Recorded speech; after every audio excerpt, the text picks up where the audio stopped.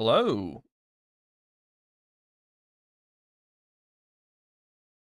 Yo, I'm Matt. Thank you. Appreciate the follow. How are we doing today? I'm doing great. I got Dimensius down yesterday. What a boss. Actual insane end boss. I mean, from my point of view, right? I've never really, Undermine was my first tier of, actually, high pushing, right? So fighting bosses when you're not, Omega buffed, right? 'Cause before that, I'd fight bosses when I'd get to, Antrak or I don't know, Firak or whatever, when you're Omega Giga stupidly buffed and stuff. And obviously the fights were still hard, but you got helped a lot of the gear. So this was my first, and Gallywix I suppose is a bit of a joke of an end boss. In terms of difficulty, right, compared to other end bosses, still a hard fight, but it was argued that Muggsy was harder, and I would agree with that. So Dimensius was my real first end boss that was really difficult. Um, yeah, just an insane fight, and I was lucky enough to actually fight it on pre-nerf. So we progged it mostly on pre-nerf, and that was when I tell you that I think I needed about 4 more defensives, I'm not even joking. Absolutely insane fight. The nerfs were pretty big. Definitely needed because it was a really tough fight, but it'd been cool to take it down before it got nerfed. We did that with Nexus King. I think Nexus King is the first actual hard end boss, because Muggsy got nerfed, in quotation marks nerfed. It got a bit nerfed healing wise, but they did nerf the jails, but they didn't actually change the strat that you did on the boss, right? They changed it. I mean, it made it a little less punishing, so people could actually get broken out of the jails if they smashed into it, whereas before you could only get out via Transcendence or Spatial Rift or whatever, or doing some weird double jump Demon Hunter shit. So that did make it a little bit easier, but Nexus King, we actually managed to get down pre-nerf, which was really cool. So that's my first actual Nexus King was no joke as well. Nexus King was an insane fight. So that was pretty cool. Overall good tier, I think. I had fun. We had a lot of internet issues this tier. So it's actually crazy. I didn't know so many so many internet providers could could go down at once across multiple countries, but my god, they tried it. But no, really fun tier. I had a great time. And now it's I don't know what, 8-month wait till the next one. Oh no. That gives me time to do Mythic Plus. I've been playing Mythic Plus kind of off stream and stuff, just here and there. So I've managed to get almost all 15s right now. I think it's Schools of Atonement is the last 15 that I need to get to complete my collection, get that 15 resi. So I'm going to be looking at trying to get into 16s today, and then probably the 15 halls as well. Unfortunately, I only have a... What do I have? I have something not 15. It's a 14 Arakara or something. I don't think I have to go to the extent of having to play my own key. I think I might be able to get into a 16. I'm pretty much fingers crossing that I can get in through ISOM level, because on paper, I mean, I am 717, which is already high. But that's equip, right? Unequip is 718, so the ISOM level is stupidly high. So that hopefully that's a good selling point. But my score will not be where people probably want it for 16s, because even though it's all 15s pretty much, you probably... I mean, from my point of view, if I was creating a 16 key, I'd want to invite someone that's done some 16s, right? Well, this bozo hasn't done any 16s, so...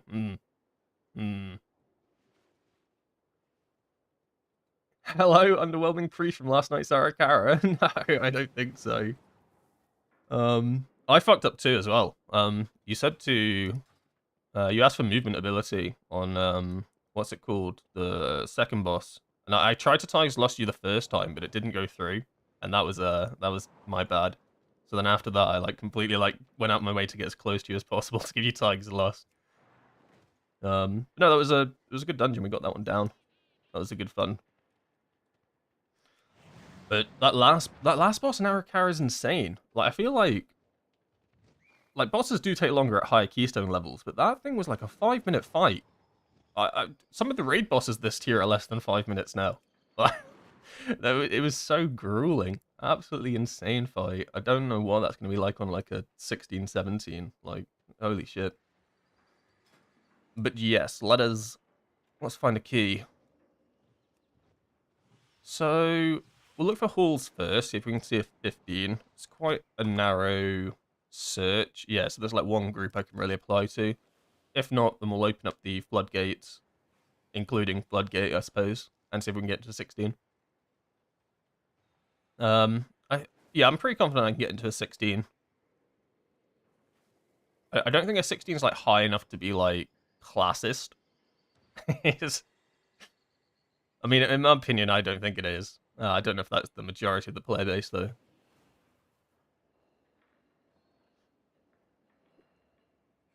Good luck getting into keys. I'm almost 719 with a couple 17s timed. I can barely get into the last two 16s I need for Resi.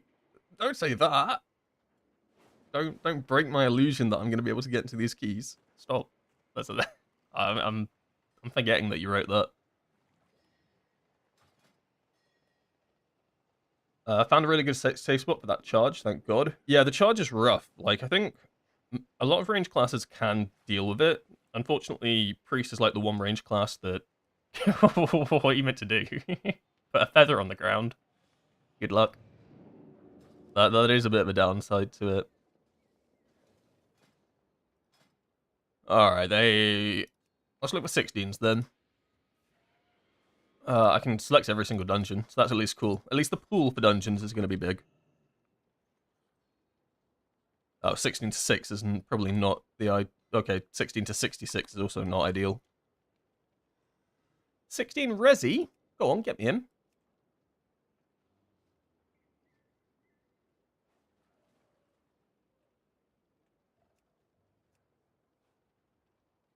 There's actually not that many 16s. This is it. Oh shit, I thought there'd be more. I guess we just sign up to all of them and pray. I'm not getting to that halls. There's no chance of getting to the 16 halls.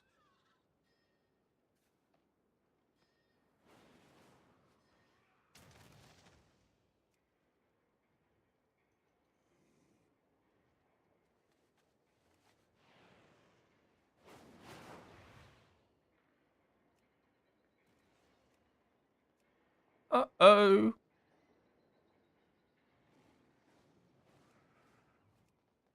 Uh-oh, not good. Hey, look, at least one Windwalker got in. You know, it's not all doom and gloom. See? Look, this guy's having a good time. He's in a 16-hour carrot group. He got in. It's possible. I'd apply for this warrior group, but he wants a very specific comp. He wants a brewmaster. So there's no point even trying.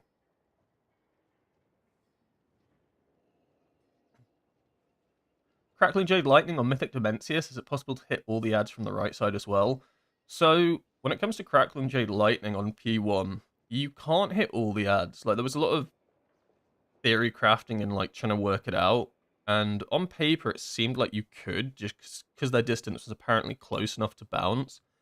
The idea was that you try to Crackling Jade Lightning the back left, like, what other side you're on, like the back ad, and it should bounce to the front one, bounce to the boss, bounce to the front one on the other side, bounce to the back. It just never quite worked out like that. It just, for some reason, the distance between the back ad and the front ad just wasn't right, even though measurements were taken to check if it was right, and it was. I think it was like, it's under 20 yards, it should bounce, and it was under 20, but it just didn't. So that was a little bit of an issue there. So the way that you do it instead is you just hit two ads and the boss. So you channel a Crackling Jade Lightning into the front one on your side. It would bounce to the boss and then bounce to the front one on the other side. So then you'd at least get three targets, I suppose, hit with Crackling Jade Lightning. It didn't work every time. Like, sometimes it just... it was quite inconsistent. And sometimes it just wouldn't bounce how it meant to. So, like, sometimes as well... Like, on ad set 1, it wouldn't work like that. On ad set 1, it somehow wouldn't bounce from the boss to the far ad. So instead, what you had to do was lightning the front ad on your side. It would bounce to the back one on your side and then bounce to the front one. And that's how you do that set. And then every set afterwards, I think it worked like you'd lightning the front one. It would bounce to Dimensius and then the right one. It was really weird how the lightning actually worked. But there was a way to hit 2 adds at least every set. I think maybe there was one set where you just couldn't do it.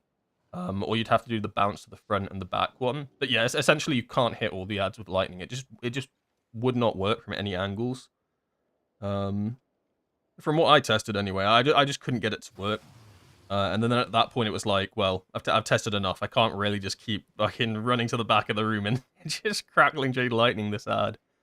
But in theory, it should have worked. Because another weird thing that happened on some pools is you would lightning the back ad on one of the platforms and it would bounce to the boss, right? And if you think about it like this, that makes no sense because the boss is behind the front ad. So realistically, if you shoot the back ad with lightning, it should bounce to the front ad and then the boss. Sometimes you'd shoot the back ad and it would just jump straight to the boss and miss the front ad. It made no sense why that was possible because the boss is behind that ad, right? So it should always bounce to the target in front. And it also shows that it should bounce to the front ad because it's hitting a target that's further away. Like my only theory is that the boss's hitbox is bigger than it appears, right? Kind of like I guess kind of like a Galliwick sort of thing.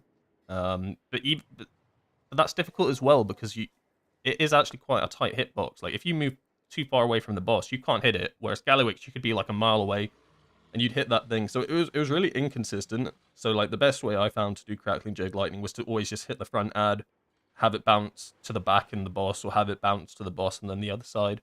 But yes, you can hit the front ad on the other side. I guess is the answer. Hey man, thanks to your videos, I changed my 10k played rep to Windwalker and have a big fun time. It's a bit hard to get into keys with pugs. Once I get in, I dominate. Yeah, that's what I always find. Like, it's a struggle to get into the key, and then I get into the key, and then I dominate, and then it's like, yeah, I hope I changed your mind. I definitely haven't. They'll never invite a Windwalker again. And I'm sure it is a lot more fun than rep. I've never played rep, but I've heard that it's quite simple. Simple's not always bad, but it is a little bit unengaging. But sometimes you hit all of them. It happened on your kill as well. I can have a look. I can have a look real quickly. I don't think it did. Sometimes it looks like it hits all of them, but it's fake news. It's weird. You can look at... Oh, no, wrong ability. Oh, come on. I didn't mean to press Fist of Fury. Don't be like this. Oh, it's going to take for ages. Crackling Jade Lightning, and then Living Masses. So, ad set... So the first 3 are 1 to 6, right? 1, 2, 3, 4, 5, 6. And then you have 7, 8, 9, 10. So we hit 7 and 10 on the first set, which would be the front left ad on my side and the back left ad, right? So 7 and 10 would be that. So that's when it bounces to the back one that I was talking about. You hit the front ad and then it bounces to the back and the boss. And then, what's that? 7, 8, 9, 10. And then 11, 12, 13, 14. So 11 and 12 I hit on the next set, right? So that's the one where I hit the front ad, it bounces to the boss, and then hits the one on the other side. So that's 11 and 12. And then 17 and 18 is the same thing. I'm not sure if that's front and back on one side or front on both sides. But sometimes it looks like you hit all the ads, right? But it doesn't. Like the first set is probably... I have to imagine what you're talking about when it looks like you hit everything. Because it bounces to the back ad, it bounces to the boss, and you'd think in theory you've hit the boss, it should bounce to the one on the other side as well. It just doesn't. So for each set, you can hit 2. If there is a way to hit more, that'd be amazing, because it would make Shadow Pan a lot stronger in P1. But I just couldn't find it myself. I could always only get 2, which honestly isn't that bad. Just the fact that you can hit 3 targets every time with Crackling Jade Lightning, I think just made it quite good in P1. Like, we gotta be real here. Windwalker was not great on Dimensius. There were a lot better specs on this boss than Windwalker. It's weird because I found Windwalker had some amazing fights this tier. Like there are some absolutely insane Windwalker fights. Soulbind and Nazindri. Like, you cannot beat a Windwalker on this fight if, like, this Windwalker is, like, absolutely just going hard. It's impossible. It was built so well for this boss fight.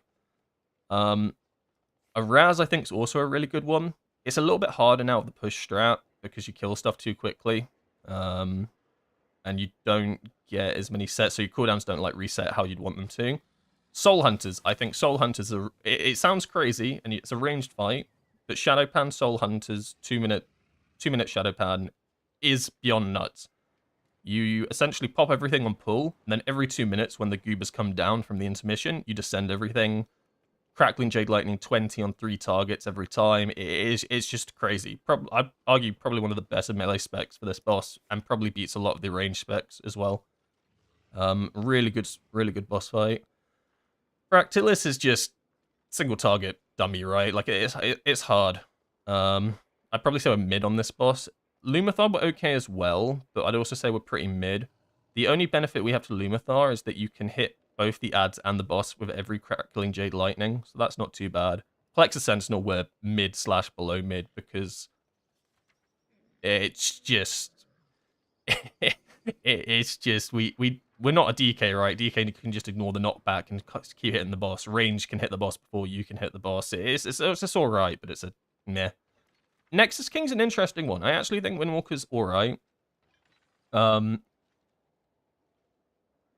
You have to play 130 to do really well here, and you have to do really well in the ad sets. If the best way to get the best results from Nexus King as a Windwalker is to get Blessing of Autumn. It sounds like very niche, but when I tell you just getting that slight cooldown reduction on Zuen makes the fight insanely better for your lineups. I'm not even joking. By getting a Blessing of Autumn in P1, which I didn't get, we gave it to the Rogues. The Rogue's good, right? And Rogues are really good. We're really good this tier.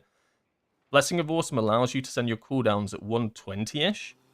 So there's this really horrible overlap at 130 where it feels awful to send cooldowns because you're trying to dodge 50 lasers, and then you're also trying to get into a mechanic, and then you've got ghosts as well that you need to do. So there's actually quite a lot of downtime and stuff where you might be not getting the perfect rotation. By being able to send at 120 instead, you get a ton of your burst done, you get a ton of damage out, and it's not during a mechanic. It's pretty chill. And then you get your cooldown straight up for the start of the intermission. Like the moment you land, cooldowns are up. Whereas without Blessing of Autumn, cooldowns are only up halfway through, which is okay still, but it's better to have them when they come up, right? When you're on the platform starting off, everything's full health, full Crackling Jade Lightning, and then you get another full Crackling Jade Lightning by the end. It is really cool. And then also, because you got Blessing of Autumn, instead of having to pop your cooldowns halfway through the damage amp, you pop them on the start of the damage amp, which means you get full cooldowns for the entire damage amp. You know what I mean? So, like, it's insane how just a single, like, paladin ability that reduces cooldown, like, it's only a 10-second difference, roughly, in how much it, like, reduces your cooldown, but it will completely change how much damage you do on this fight. I think Windwalker's not too bad on Nexus King, but not the best. And Dimensius... yeah. I don't know. I think, realistically, the best damage on this boss, you probably want to go, like, for the actual damage that matters, you want to go Conduit. But the biggest issue of Conduit is it always felt so sketchy. Like, because obviously everything's tied to Slicing Winds, right? And you need to get Slicing Winds off to get your Heart Windows, and it's really important to get After Strike of the Windlord realistically to get, like, the big Gale Force amp and everything. But, one, it lines up really badly with every ad set in P1.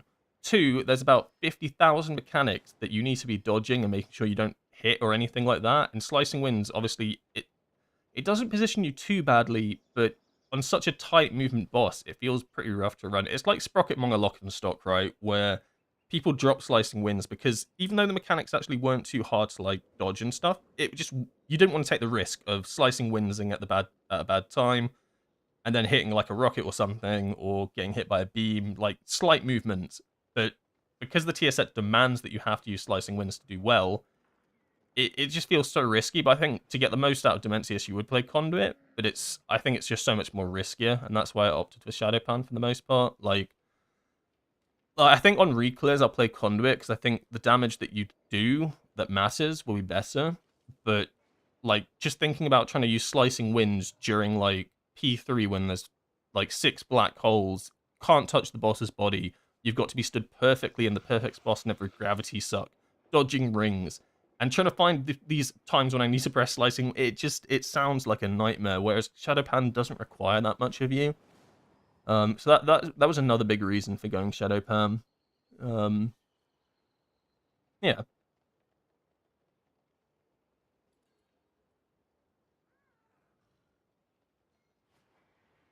What's my approach to fitting in kicks and CC while doing your burst window and opener? In M+, I'll be honest, if I'm in an opener or something, and I'm mid Fist of Fury, and a CC needs to go out, I will just send my leg sweep or my interrupt and just stuff my own damage because it's better than wiping. So I will just cancel my own Fist of Furies and stuff like that. I like to try and interrupt, like, outside of Fist of Fury, CC is not too bad, right? Like, there's no real things that you'll interrupt. Like, I'd never CC during a Crackling Jade Lightning, but I'd never Crackling Jade Lightning during a time when you probably need CC, right? So really, the only issue you have is probably Fist of Fury. Cancelling that, and that just is what it is, right? You can send out your full Fist of Fury and not interrupt your CC if someone dies and your key's over, or just tank a tiny bit of damage, right? A little bit of damage just to guarantee it. So generally, I will just try to interrupt stuff. I mean, it's only a bit of damage, right? Like, it's better than someone dying. Because you lose time, you lose a player, that pack's going to last longer. It feels bad. In an ideal world, I'll cast, like, CC during, like, a spinning crane kick or something if I'm channeling something, because that's the one ability that you can CC and it will still go through, so that's always nice, but it doesn't always line up like that, right? If we're talking about Conduit, trying to get CC out during a Conduit itself is pretty cool, because you can cast CC during that. But then once again, like, if a CC just needs to go, it has to go out, right? Like, you know what I mean? Like, if you're an Arakara and this thing's casting, what is it, like, Revolving Barrage or whatever, Revolting Barrage, like, I could do a bit more damage and everyone dies, or just take the L. Sometimes you just have to take the L, you know?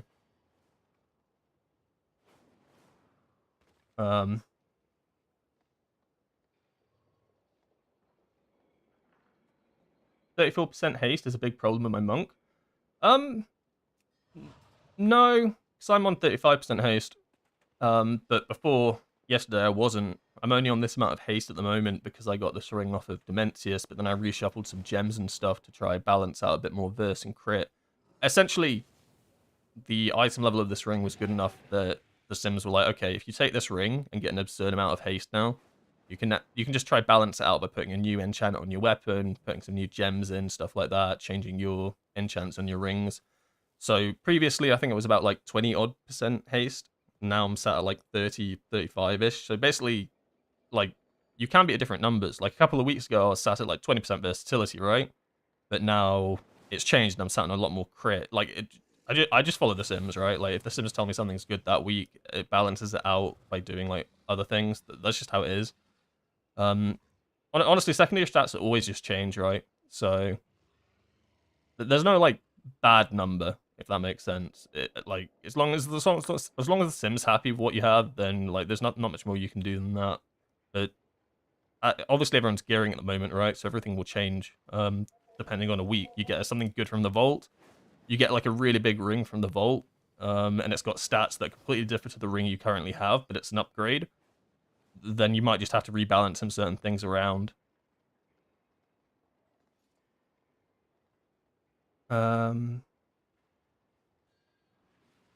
think Nexus King is a really good Windwalker fight as well. The rogue got first awesome, I actually got second awesome. Second awesome would be good. I did actually ask the Paladin about that, but I think the issue was that the Paladin was solo healing our side. So they automed the rogue first and then automed themselves to guarantee that they had what they needed to cover our side.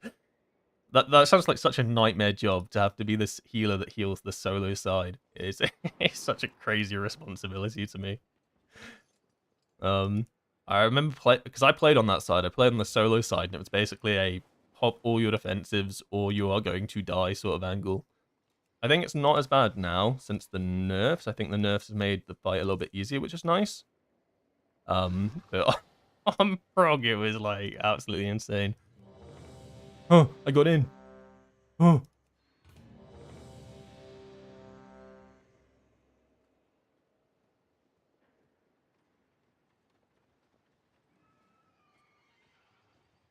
I snuck in.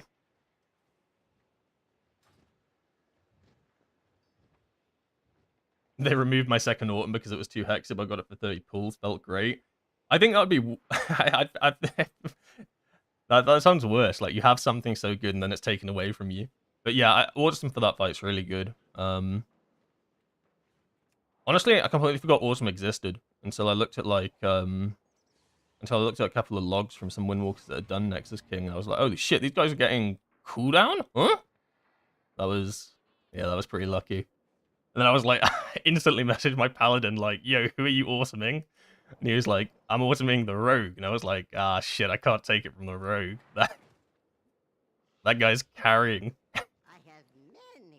Yeah, so Subtlety Rogue's been so good this tier on, like, the last two bosses in particular. On Dimensius, it's insane. Which is funny because Rogue was not hyped up to be good at all in Raid, but it just fits the damage amp profiles that you need this tier. I'm sure things will change as time goes on. Like, Rogue seems to always get worse. But right now, it's probably one of the best specs, if not the best spec for P3 Dimensius.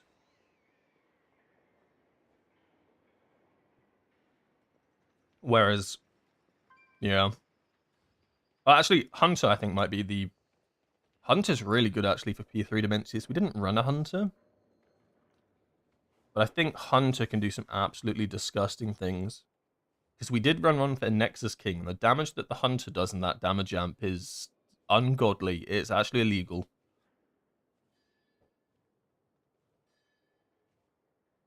I timed all my 14s, now 3.1.5 IO. They never had more than 3k, I'm so happy. Hey, congrats, my dude. Time to get all 15s now. Keep the push going. Actually, I'm not too, like... I don't mind too many of these dungeons. Like, I know they brought a lot of them back. I actually like the vast majority of them. I think the only one I have massive gripes with is Dawnbreaker. And it's just because I've experienced so many bugs in this dungeon that just make it not fun to play, right? It's not even the bugs, right? It's also that first boss's... It's also the fact that you do this first boss and its spell queuing is horrendous. You can either have the perfect first boss pull and it runs out of all the mechanics and everything's fine, or you can have the most demonic first boss ever where it doesn't move, it casts inside of the mechanics so you can't hit it, it hits you just before it goes into, like, transitions into the intermission of the fight. I suppose you can delay that so you can avoid it, but it's just such a demonic fight. And then the bugs on top of it. I've had so many bugs with this. I've had tanks that don't see the boats. I've had tanks that fall through the boats. I've had mobs that don't spawn, which was a weird one. Camera angle issues, invisibles, you know, the black hail or whatever it's called? Invisible black hail or whatever it is. Like, the mechanic will go through, the floor is absolutely fine, insta-dead. That was annoying. That one sucked. Alright, looks like we're going to streets. Oh, I don't have a TP. I need to fly there. Where are we going today, Grandmaster? Uh-oh, no TP. I'm gonna get kicked.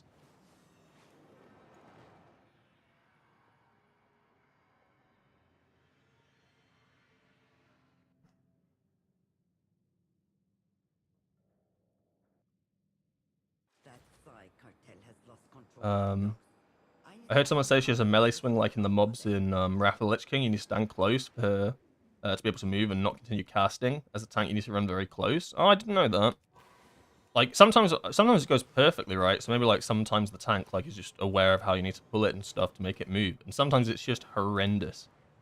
What else? Oh, yeah, if you play, like, antenna or whatever, sometimes your antenna just doesn't move on the boat. That's a good one. Sometimes it spawns, but it's not actually on the boat.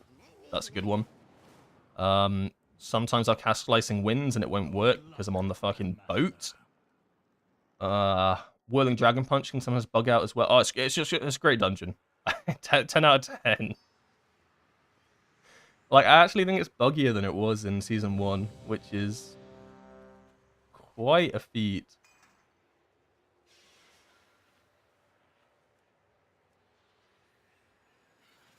Outside of the boat stuff, though, it's actually not a bad dungeon.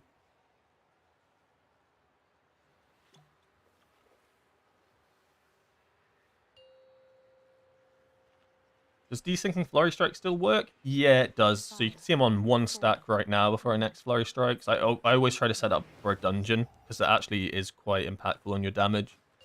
And I do set it up pre-raid as well. But if I'm in a raid, I don't go out my way to, like, if it messes up during the raid or whatever, I won't go out my way to then go back to the dummies, because that's a little bit, like, a little bit cringe. Orb. Probably cast Zuen. That's always a good idea.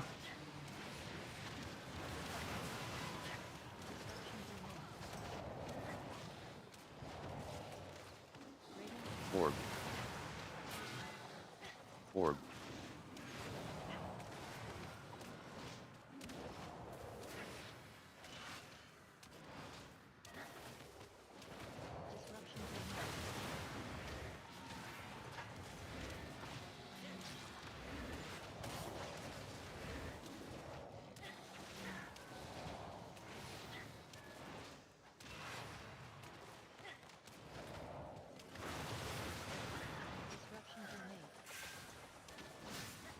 I have 20 stacks here, but I'm just going to wait till we get to the next pack so I can actually deal damage to them. There's no point, like, sending it on these guys just to finish them off, really. Orb.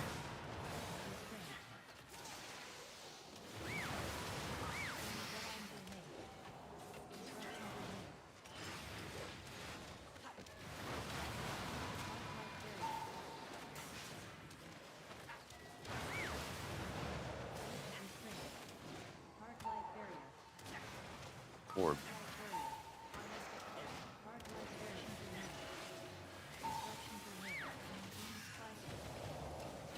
Orb.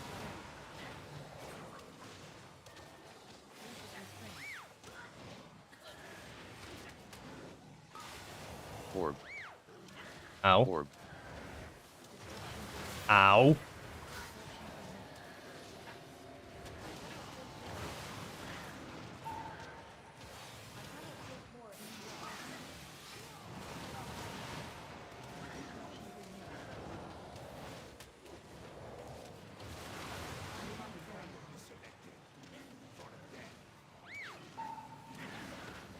You have been randomly selected for death.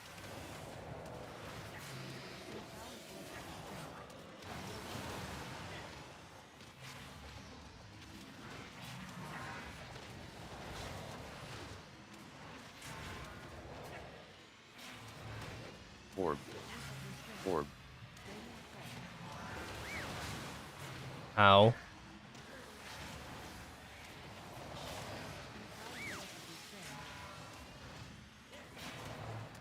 This guy's got like 1,000,000 health on this difficulty. Wait, no, 1,000,000 is not even big anymore. This guy's got like 1,000,000,000 health on this difficulty. No way, 1,000,000,000's not even high anymore. This guy's got 10 billion health? Orb. What I'm trying to say is he's not dying. How are we doing this? Okay, I see.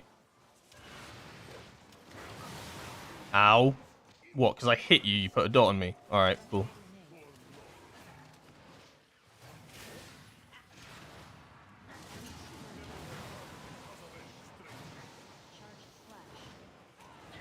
Please don't hit me with the mechanic. Thank you. Orb. Please don't disarm me. Oh, okay, yeah, or disarm me. That's fine too.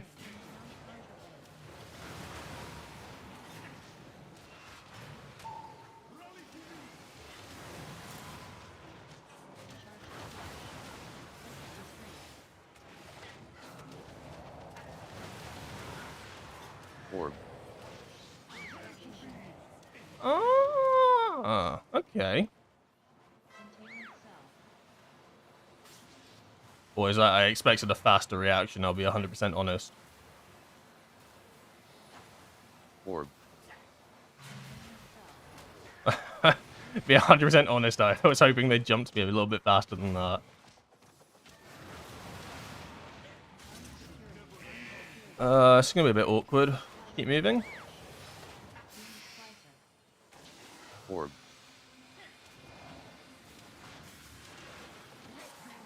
Oh, DK got hit by something bad.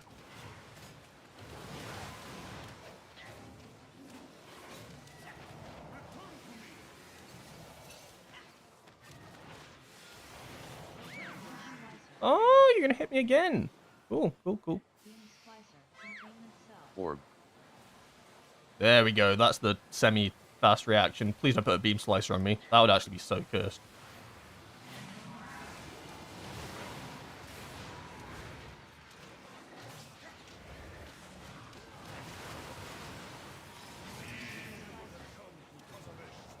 Beam slicer. Please don't disarm me. Or disarm me. Oh, and put it on the beam slicer. Yeah, that's cool as well. I like that. It appears I get every mechanic on this boss. Like literally every mechanic. Okay, I'll get fixated as well. Fuck me, I guess. Sure. It's not like we have a DK that can just negate this mechanic. Did I not move out further enough? Help! Help! Please! Holy shit.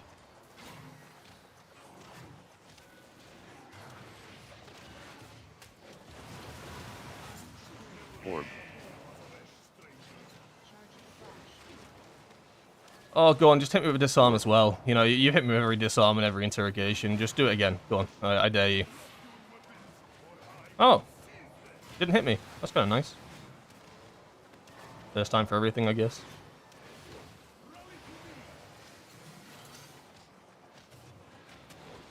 My tank got killed by the spinning thing.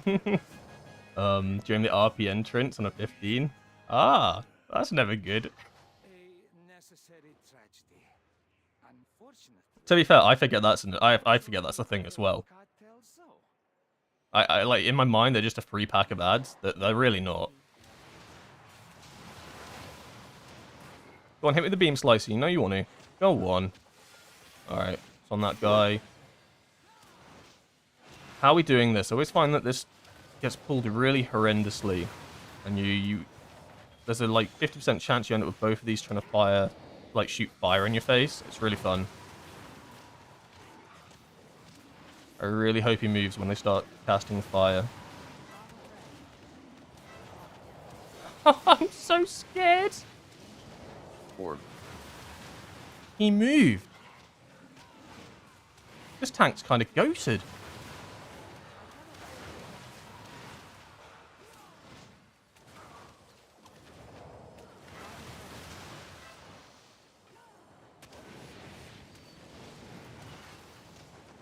Now, I know I sound a bit surprised at him moving, which is a fairly simple thing to do.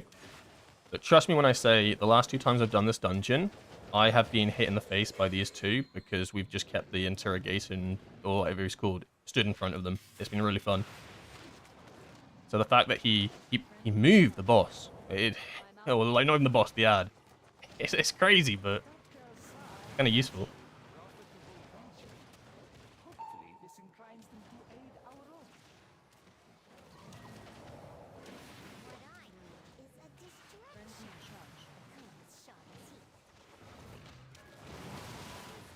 Orb. Orb.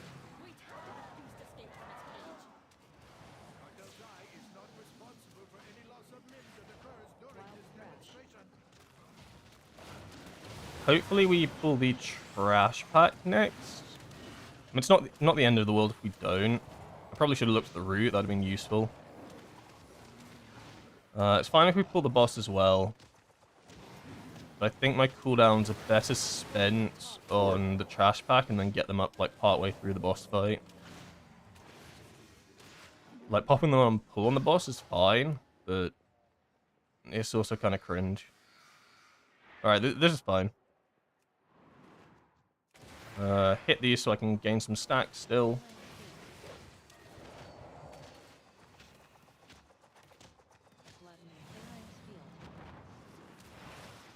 I'm gonna wait for the suck in and then we'll go. Orb. Orb. Orb.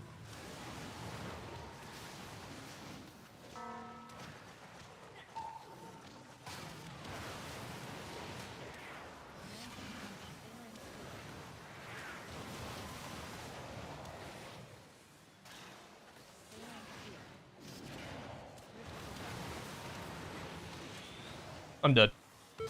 Oh my god!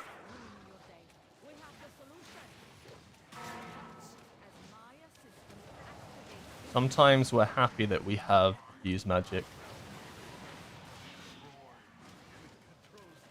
And sometimes I just forget that I have flying serpent kick. I literally could just flying serpent kick that. Uh-oh.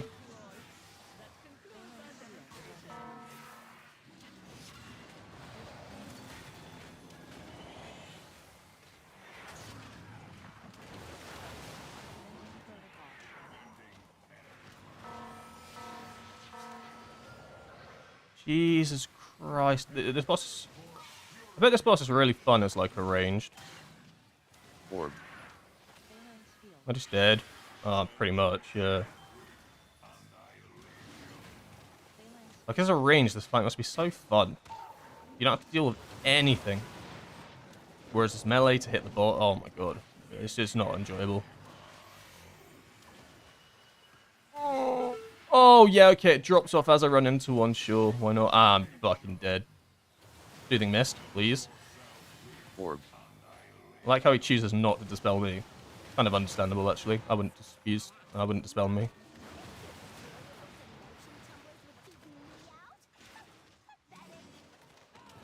If I get it again, I can diffuse magic it.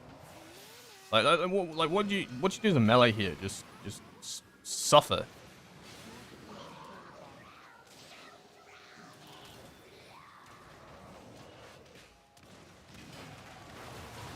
Like, I don't mind any of the other bosses in this one. I just think this one is like, it's just council fight, innit? Council fights are just so messy. They're messy for the sake of being messy as well. Orb. It's like Soul Hunters. I didn't mind Soul Hunters too much, but it's just, there's just so much going on. You have like 3 things doing 3 different things at all times. Who got it?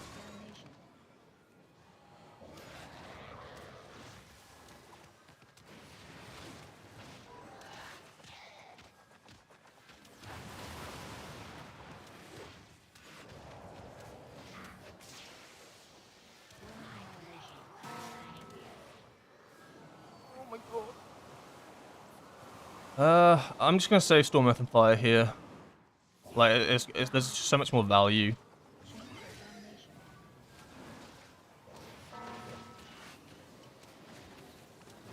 There's so much more value for us on, like a trash pack or something than just sending on Gold Fuse, which is about to get one shot anyway. Alright, that mess is over. I probably shouldn't have died there. I ran into the same spot as the DK did with the big circle. So that's my bad. You can crash people's games if you spam the reset dungeon. I also didn't know that. Okay. You can crash people's games. That's kind of crazy. Is this what we're doing? Is this it? Alright, send.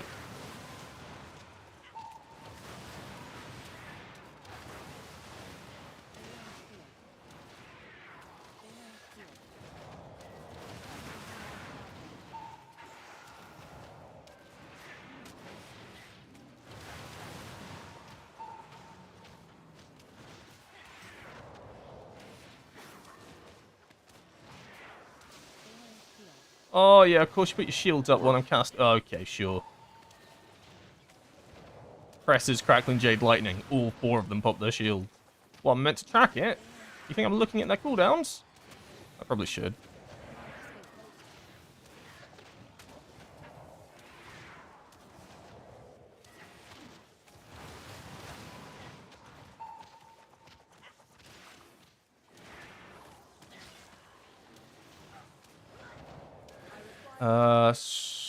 Are we just doing the RP for this and then going over here? Like, I've seen so many different routes for this dungeon. There's like at least 10 of them.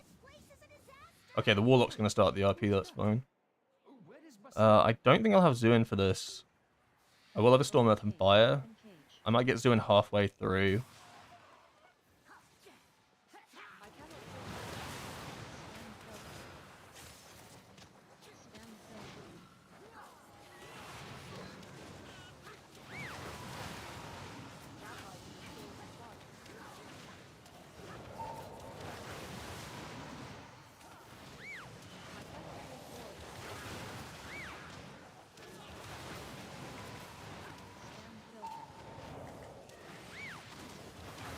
Orb.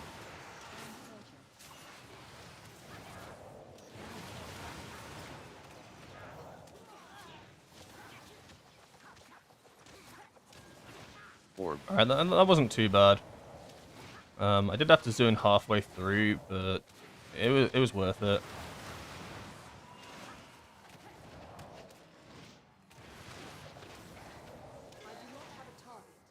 Then we pull this with the boss. I actually hate this pull. Oh, we're not. Okay, that's actually better. I feel like this gets fucked up so many times. People will pull this pack into the boss. And it sounds simple, but I swear to God it always goes wrong. The male mental just does things.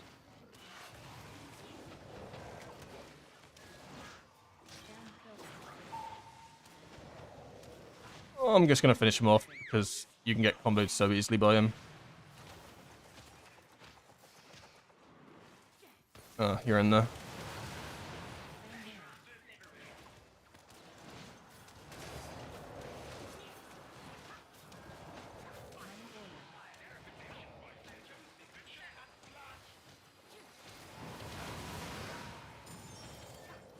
Why do we take no damage there? I'm going to say cooldowns here for after the unstable goods.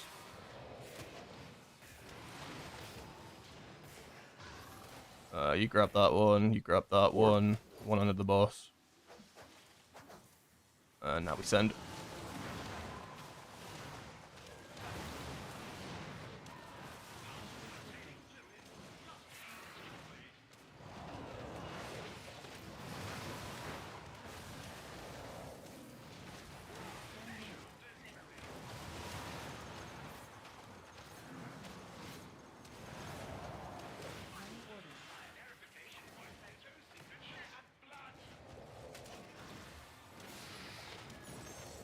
Okay, that one hurt.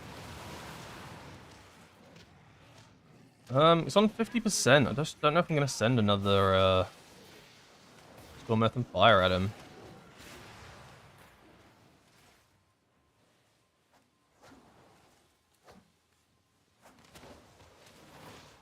This probably is worth it, and this would be the best time to do it. Let me just... There we go, I'll send it now.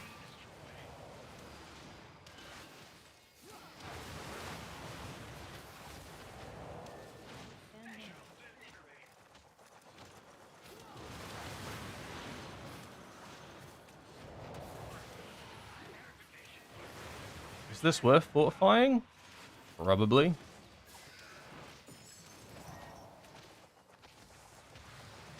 Now the big question is, do I send Zuin on this? It's 26%.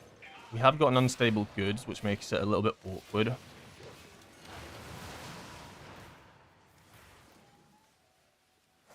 Orb. I think I hold. No, I don't. That's crazy. I'm not holding. Get the boss done. So I think I'd be holding for about a minute and a half before I wanted to actually send it anyway. So when I next want to send it, it's on the big pack in the next area. And I think that's roughly about a minute and a half away. And I got full value, so...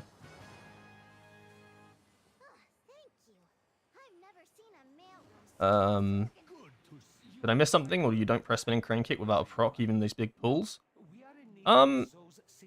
It depends. My main focus is trying to get flurry strikes out more than anything. Orb. Orb. And it depends on having like depends on having rising sun kick or not, and if I have blackout kick procs more than anything. Like it's very chi based, right?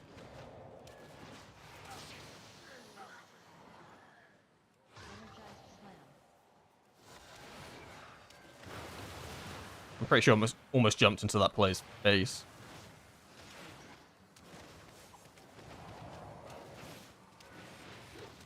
Go get new one. What? Tank's job. You get it. I don't even know how to do this area. I've never had to do it in my life.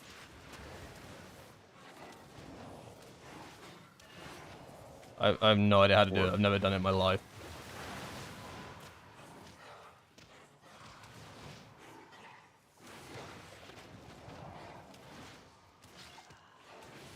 What's going on? Am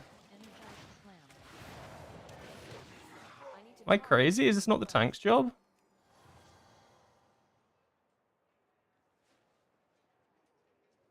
I don't see anything to pick up. Oh. Oh, did no one pick... Oh, I see. That's funny.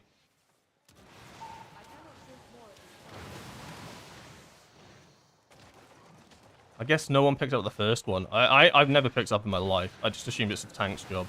That could be incorrect, but... The last thing I want is ads fixating on me when I'm trying to kill him. That's my take. Oh my god, the Warlock!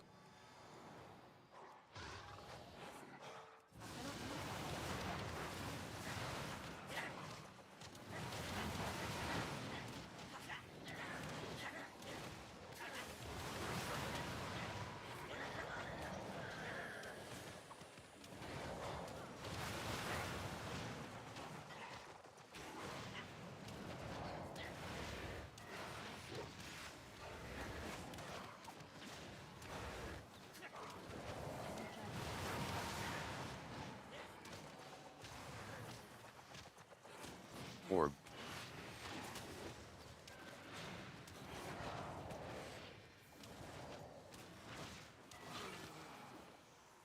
Nice. So we have about like 10 minutes, 12 minutes to kill 2 bosses. It should be fine. I think they're relatively simple bosses. The only thing I hate about this boss is the overlap of when you need to press your little instrument thing to pick up things whilst it's sucking you in. Like, sometimes the overlap's not bad, but sometimes it likes to spawn it at the exact same time that you all need to move out with the horrible mechanic, and then you lose your buff.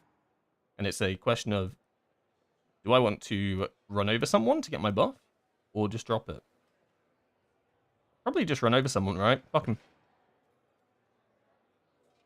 It is like a 20% damage buff. I don't know if I can... I don't think I can give that up. Orb. I'm going to send cooldowns on this ad pack, because I'll have them up for the end of the boss. Or probably.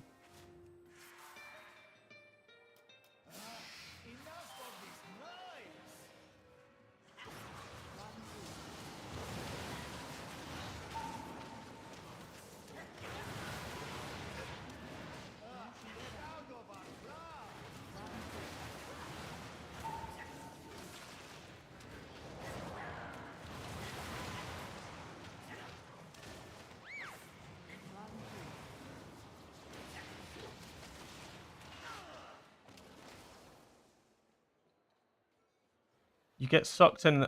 Oh, the mechanics to dash out of it! That's so Orb. clever! Orb. Holy shit, that's big brain! Watch me try this now and fail it. That makes so much sense now you say it. Oh, that makes a lot of sense. I'm not the brightest tool in the box. You dash out of it. When you put it like that, it sounds so simple. Go on, where are they? See, but if I dashed out there, I would have killed my mate. So I did have to delay that one. See, he was stood on top of it. But I get what you mean. So you all just stand on there and then you just trust each other to dash out. That sounds a bit sketchy, but I get it.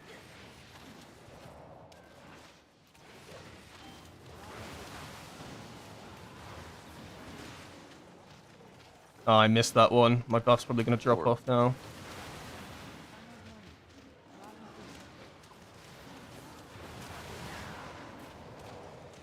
Oh. I thought we didn't get that interrupt for a second, though. Yeah, my buff did drop off because I missed that one. Which honestly just means now I don't care about the notes. Actually, that's a lie, though, right here. I care about them.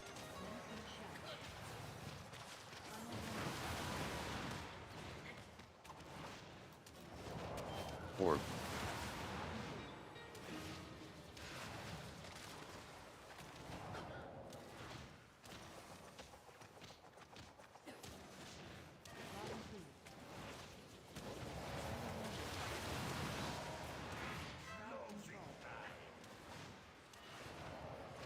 Alright, this boss is done now. Like, once you get past the second shield, it's just a straight, like, just dodge it, right? We do need some more trash. Oh, we need the mini-boss. We didn't do that thing. Oh, I hate the mini-boss.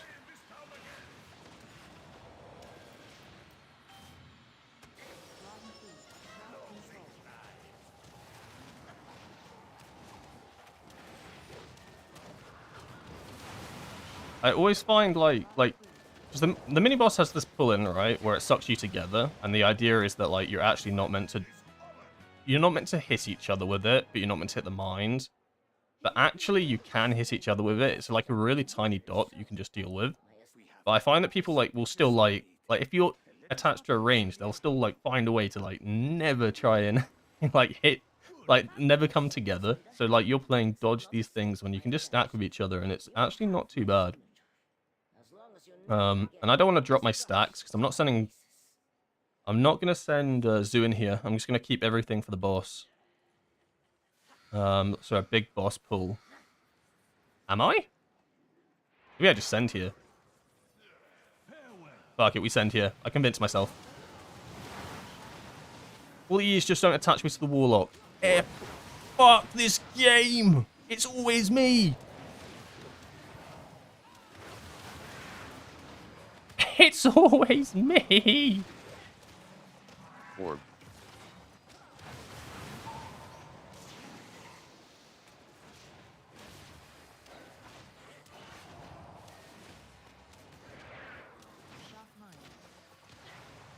Please don't attach me to anyone. Oh, see what I mean? They instantly got attached. Someone got killed because you just need to stack up in melee. I promise you. If you want to do this guy successfully with no casualties, your range just needs to come play melee. Like, the dot is so insignificant. Like, look, I've just got hit by the dot here. I'm fine. I'm A-okay. Did my health bar even move? Woo! Like, even if you take, like, a little bit of damage, it's probably a little defensive or something. But it's when, like, ranges just stay out. Yeah, it was a good idea to pop cooldowns there. Because I have them back up anyway for this boss, because it took a bit longer than I thought it would. And then I saved the 20 stack crackling, because there was just no point sending it into that small lad. I want to send it into the boss with all my cooldowns. You don't have an extra action button key bound? Nope. I'm built I'm built different. I considered it, but then I thought to myself, there's no button like that really makes sense. Like that's in like a good reach. So I just click it. It's a little bit criminal, but it's only killed me like twice on Plexus Sentinel, so that's fine.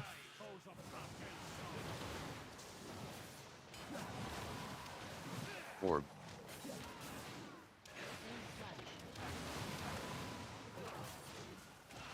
Orb.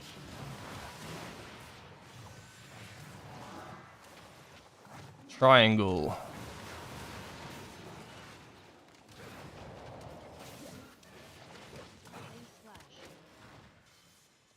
That was tight.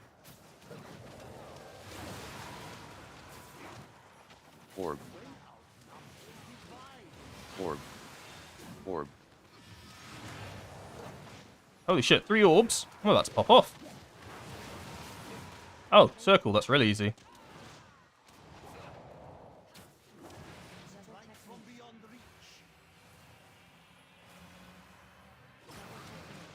Alright, nobody interrupt. It's legal to...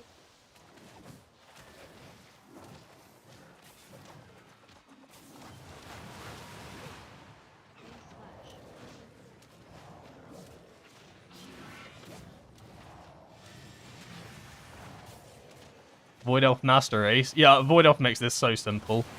As well as being a monk, right? Like, if you ever find yourself in a sticky situation, you can just Transcendence over it. It's relatively hard to die on this boss fight as a monk.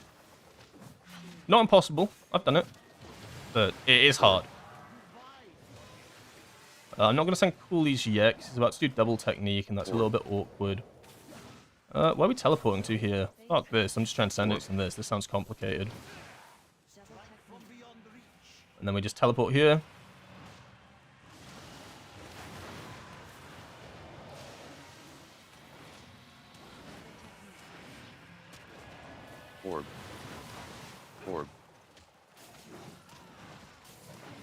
my brain just couldn't handle working out what shape I had to go to there. It was too much. Orb. You can essentially transcendence every other one.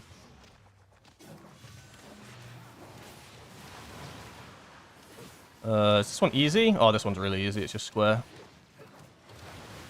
Orb. Actually, we'll probably kill it before we even go.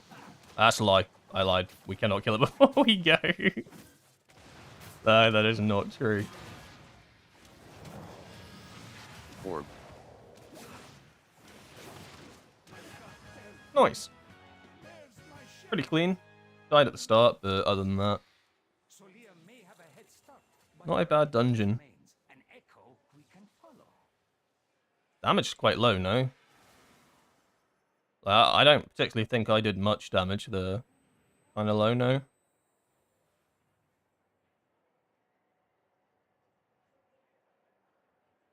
Oh, thank you for the prime. Just get a house forehead. Great name. I completely missed that. Appreciate it. Just get a house forehead. That's funny.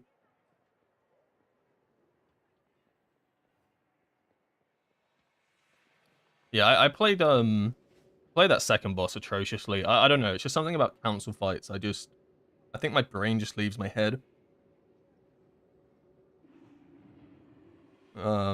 So I fucked up initially, right, when it did the mechanic, and I'd rolled too many times, trying to be, like, clever, and then I forgot I had Flying Serpent Kick. Happened, you know. Somehow I survived it with Diffuse Magic. Well, I didn't think I would, but that kept me alive. But then because I had Diffuse Magic gone, I couldn't use it to stop myself running into another stupid situation where I got killed by the DK. Not his fault at all. My fault because I rolled into his circle. But if I had Diffuse Magic, I probably could have done that and saved myself there. Point of what I'm saying is I played that boss atrociously. But the rest of the dungeon was fine. The rest of the dungeon was fine. We need to reset our flurry strikes. So we're back on 10. Where are we going today, Grandmaster? Where are we going today, Grandmaster? Okay, we've done that way too fast. Come on, just one little auto, just get me to 9. Don't get 10, I'll scream. Fuck.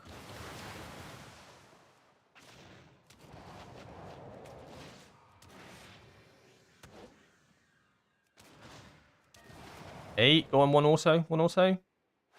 Okay, another auto. Don't you dare proc. Nice. Hopefully our thing resets as well. Sometimes it doesn't. So in an ideal world, this resets, but obviously the counter doesn't. Okay, we have a 16 under our belt, so that means we should maybe get into groups a bit easier. Probably not, but it's a nice idea. I'll try to do this 15 halls. If there's any groups going, because I'd like to get the resilient. Plus, I'm one of those people that I just enjoy seeing like all the same number.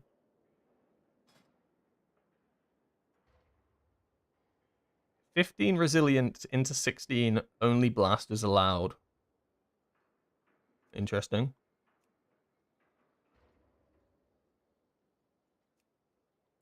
Only blasters. I mean, it's the only other one. I don't know how much I trust a group that says only blasters, but...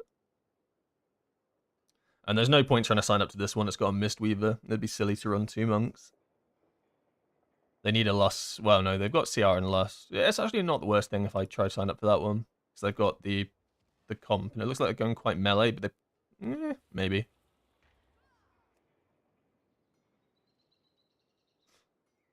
Is Frost DK bad in lower mob pool dungeons, or was he not that good? I'm not actually sure how, like... I don't know how they do on different target counts, actually. In my mind, I think Frost DK is just good at most things, right? But I could be wrong. They might not be as good on lower count dungeons. So that's a lot of that dungeon's a lot of single target bosses, right? And smaller trash packs. So maybe they're just not as good on those.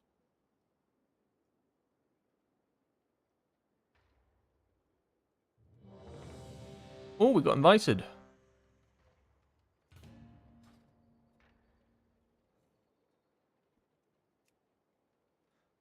I'm a big fan of halls after they changed it.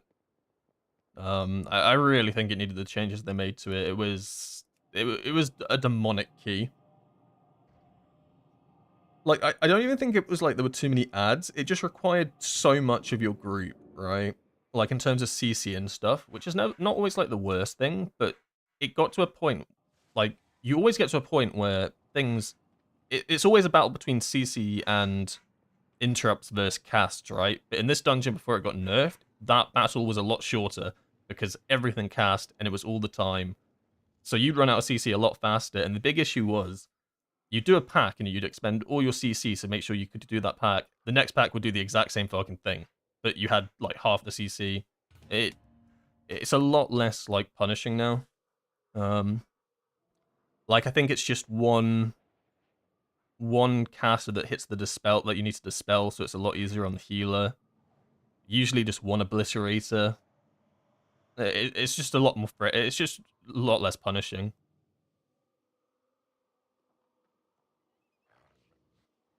You did 6.8 on streets. Oh no, I hit a target, dummy. I did. Well, it says 6.97, but it was 7, but we can say 6.97.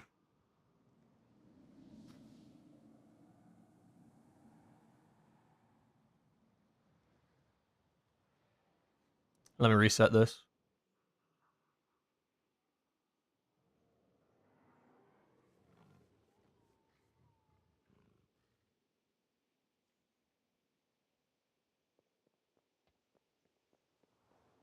Oh, the tank left. Why'd the tank leave? Oh, he just had to go. He GTG. That's fair. He saw double monk and he was like, nah, fuck this. He was like, nah, I got better things to do than this.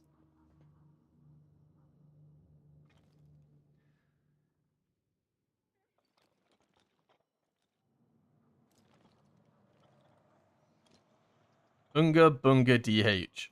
Great name. 6.8 isn't as catchy for the YouTube thumbnail. No, you're right. 7 million sounds a lot better.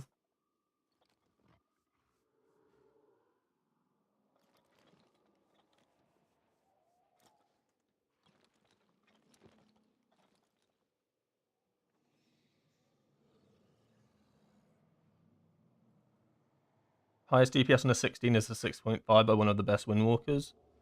I have a lot of gear though. Like I do have to like. It's always worth being like real and stuff. Like I do have a like I'm 617, 717, right? So like gear does help a lot. Obviously not everything, but it does need to be taken into account with like damage and stuff. Transparency is important.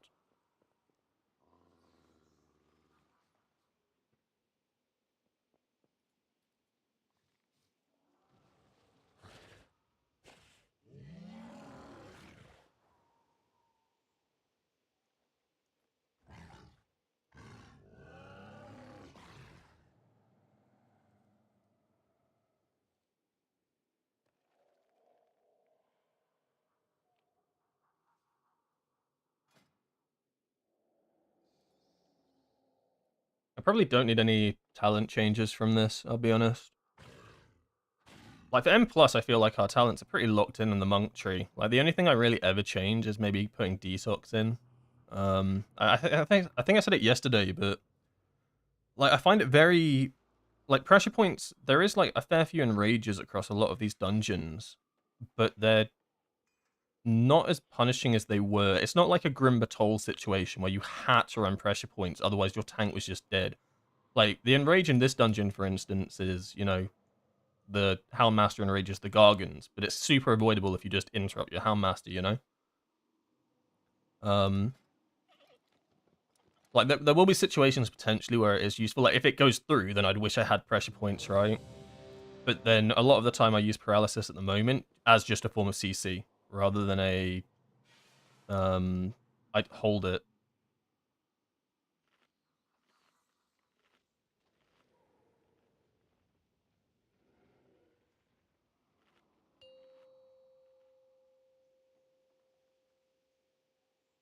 Five, 4, 3, 2, 1.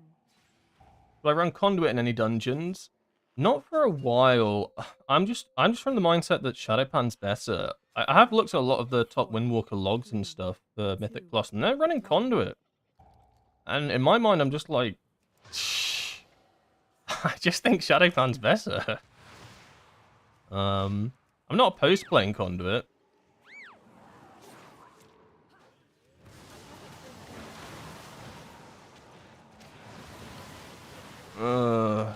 Could have interrupted that.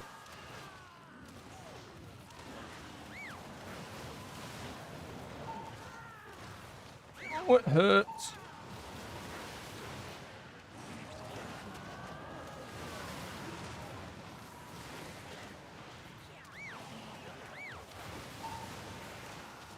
Yeah, I'm not opposed to playing conduit, but I just personally think Shadowpan's better, and I think it's like not even close.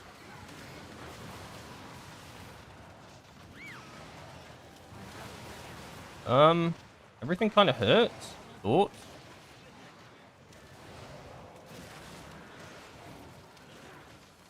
Orb.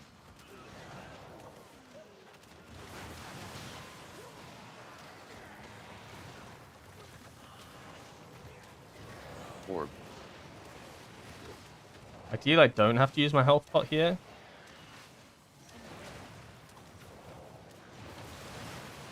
Like, I think Shadowpan's by far better on trash packs, right? Like, I don't think Conduit can do what Shadowpan can do across the board throughout a dungeon.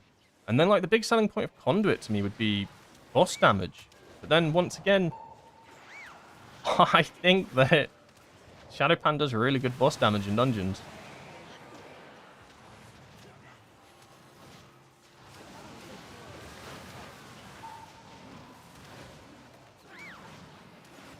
That's gonna hurt.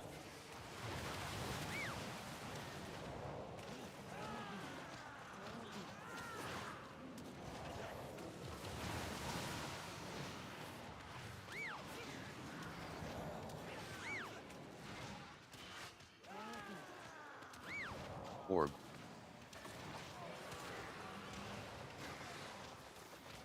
Orb. On top of that, I think Shadowpan's easier.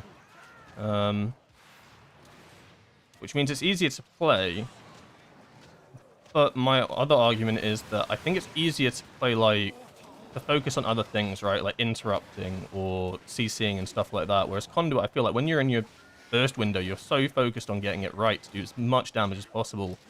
I feel like I fuck it a lot more. Like, I feel like I play a lot worse on, like, CCing and interrupting and shit like that. And in my mind, I'd rather, you know, play Mythic Plus as well as I can for how you're meant to do the content, which is, you know, actually, like, interrupting and stuff. Orb. Basically, I think Conduit gives you a lot more tunnel vision, I think is what I'm trying to say.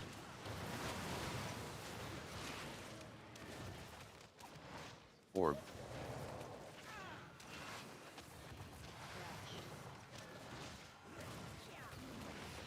And I don't think it was that bad in Season 2, tunnel vision-wise.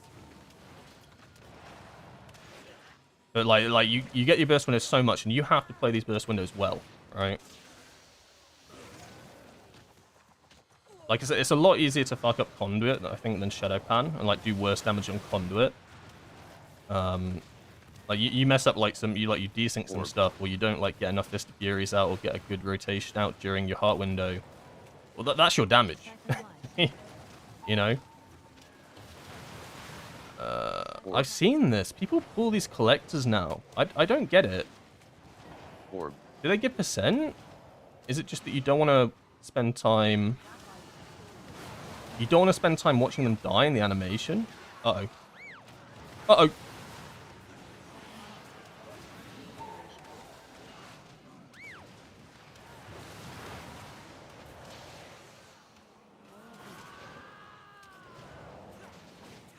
Ah, I should have sent the fist instead. Orb. Uh-oh. A lot of uh-ohs going out here. I wish I wish these things would target me less.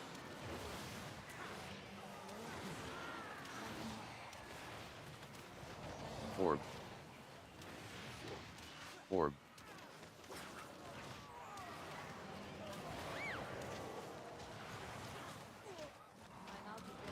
Does this guy know that we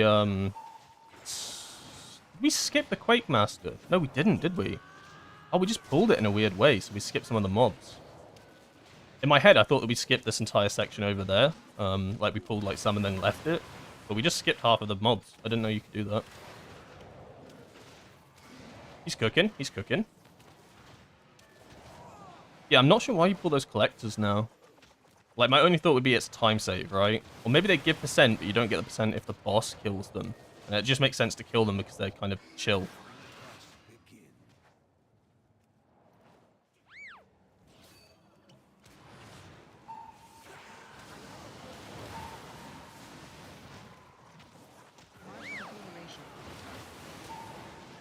Orb.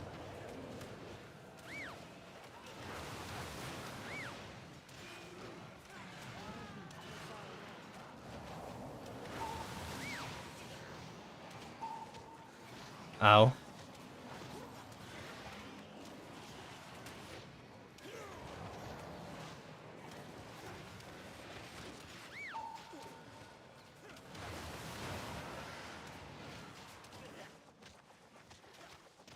I think you skip the gargoyle if you pull them and you and they die faster. Oh, okay.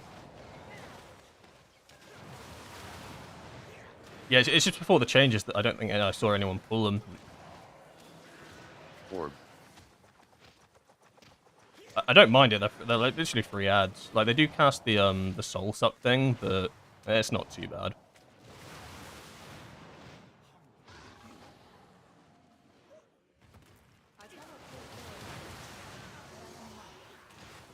Siphon life, that's it. It's not called soul suck.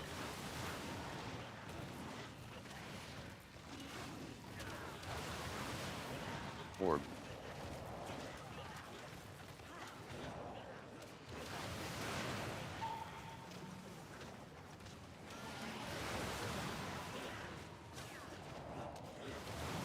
Orb.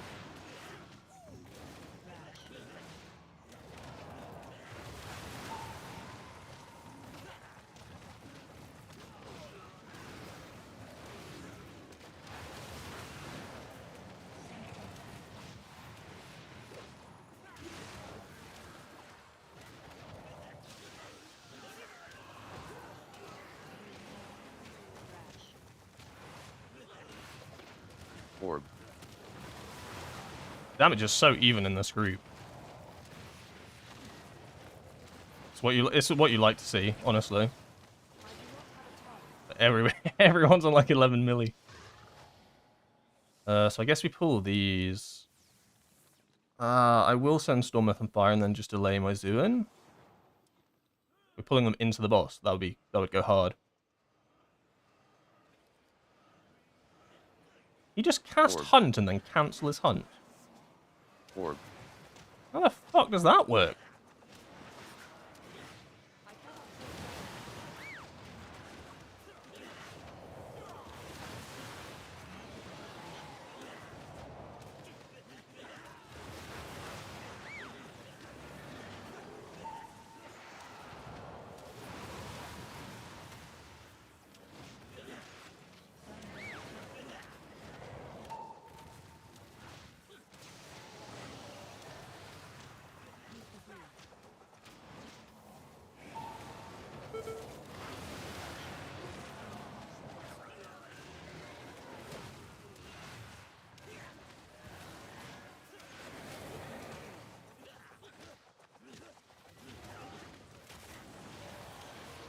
Orb.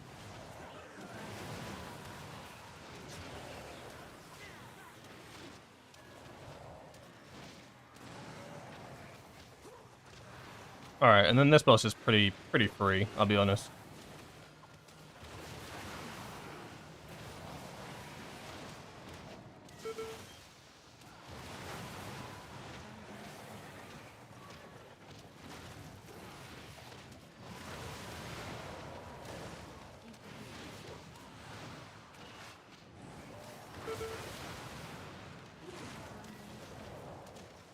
Oh my god, I almost didn't see that. It was literally under the boss's model.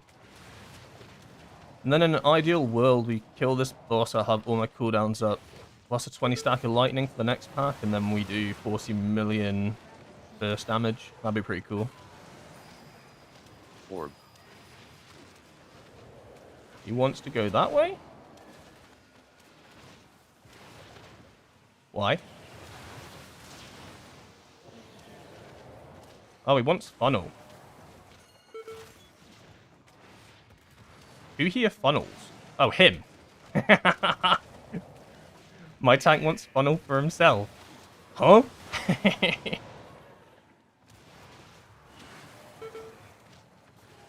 Cheeky El Draco.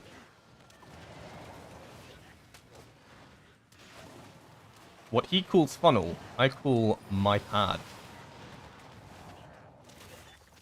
I'm not going to send Zoo in here because the boss is on 20%. I'm going to save it for the next pack. Orb. I will send the lightning here though. Holding it when there's 5 targets would be illegal. Orb. So we won't go into the next pack with full lightning. But we'll go into the next pack with 2 Storm Earth and Fires. A Zoo in, and a really stacked Nether Prism. Orb.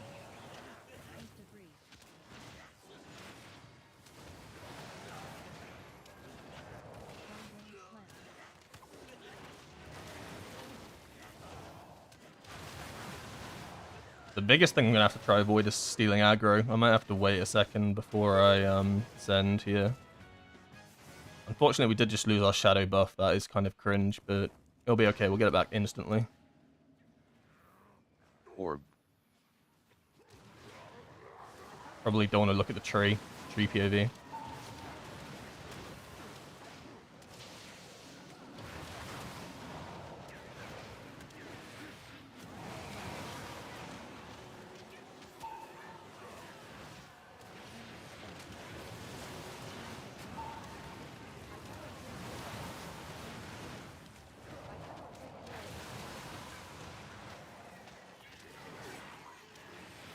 No one's getting cast on in my group.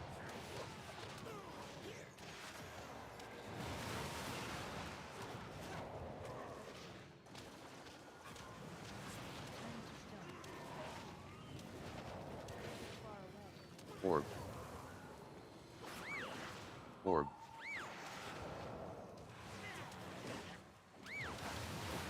This guy's like tried to cast on me like 4 times in a row. Can you give me a break? Orb. Or not? Yeah, just cast me again. That's fucking fine. That's alright, dude.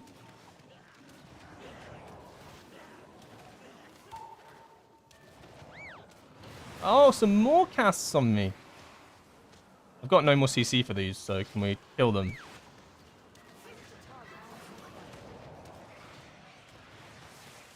Oh, it's kind of a big pull, no? Not good. Yeah, I can tell that's not good. There's no way you meant to pull all of that.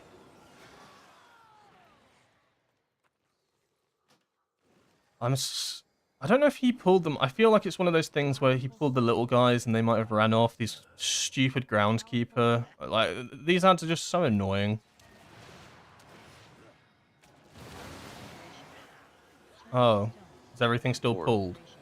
That's crazy, everything's still pulled. We wiped. We're just gonna... How did this not reset, by the way?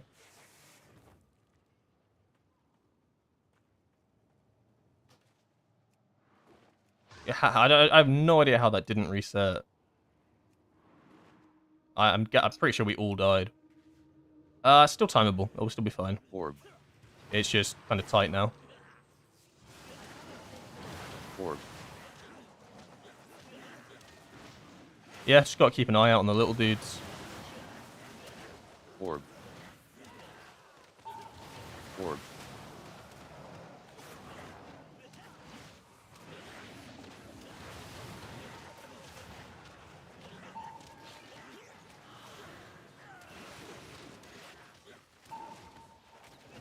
Look at me, he runs so fast as well. Orb. Like, where the fuck's his little bro going?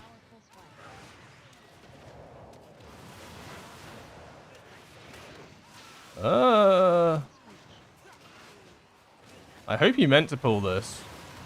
I hope this is I meant to pull this angle and he's not going to get battered by these things. Orb.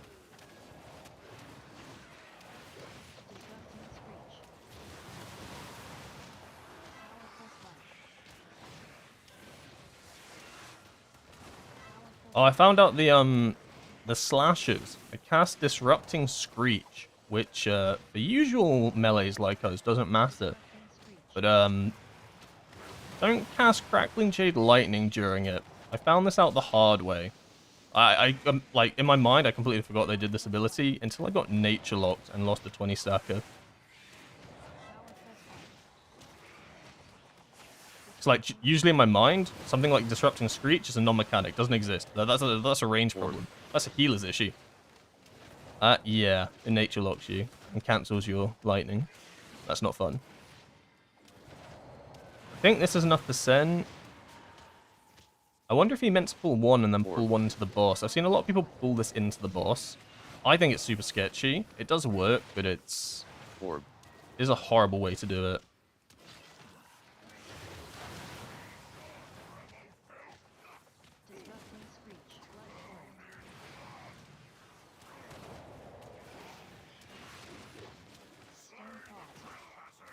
Orb.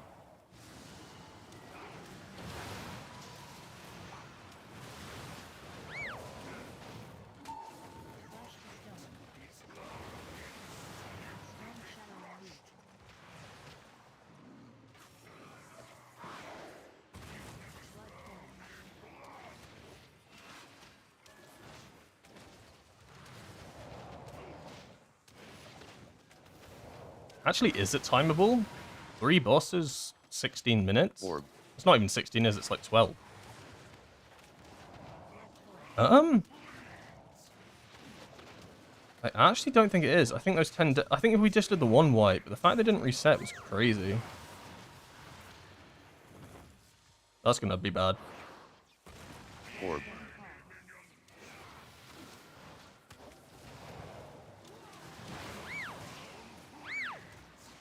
Orb.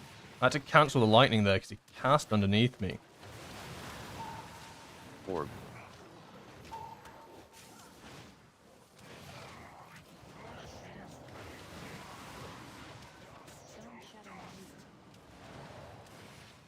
Five pulls is too much, but what if it all pumpers? What if this group pumps? Does that change things? Orb. One bloodlust and a dream. I think it changes things. I think we're fine. Orb.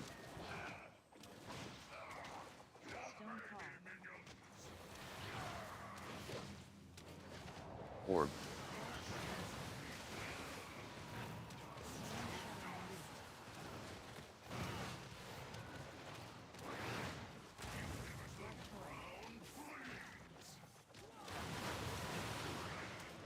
We do good AoE damage.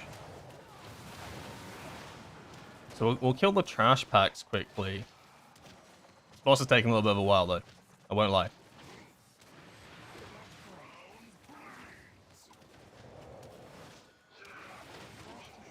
Might have to do a crazy pull here. Orb. Back here. Bad boss. I can't go on this guy right now.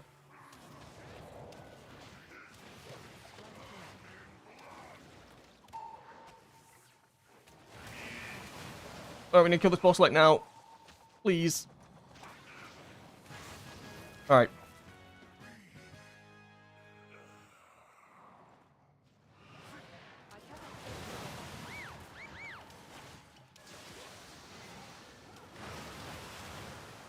Just go ham on it.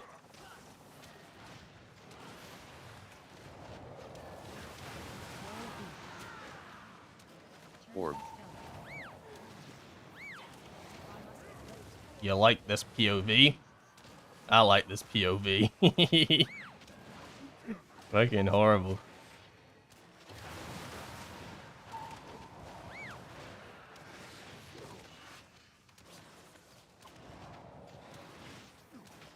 think if the group did more boss damage, we might be okay.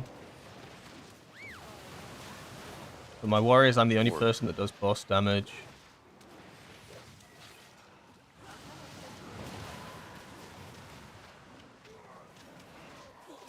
Orb.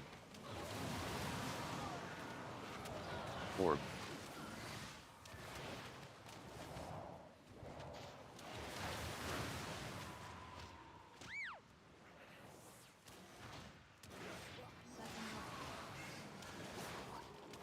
Orb. We're gonna have to pull this into boss, aren't we? Uh-oh.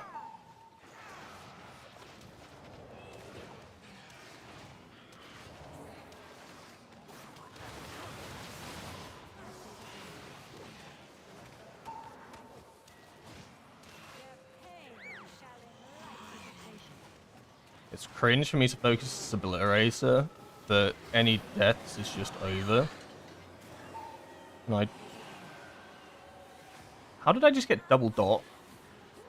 Game's fucking Orb. bullshit sometimes.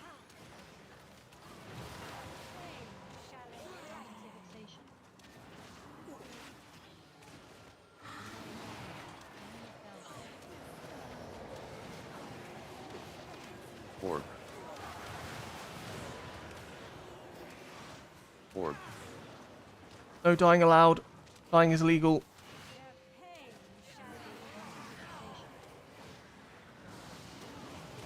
Orb. Oh my god, dying is legal.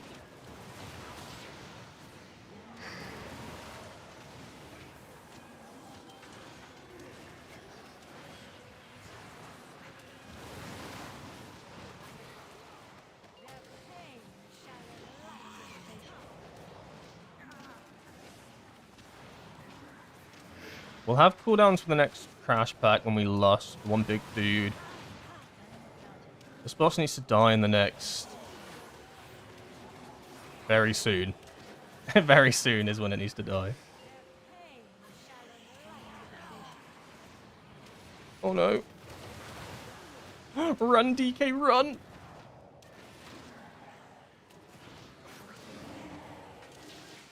I have to send coolies here. We just need to kill this faster. We kill ads fast enough. So I just need to try focus more on single target here to get this done.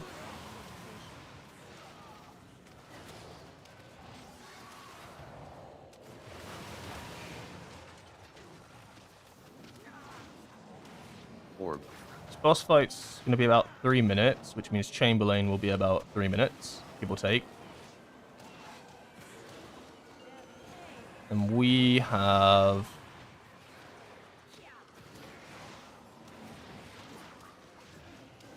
6 minutes. Oh, this dungeon's fucking free. I don't even know what I was worrying. 6 minutes? That's enough for a couple of deaths, actually. I think we're fine. I've been hit by the ghost once, by the way. Oh!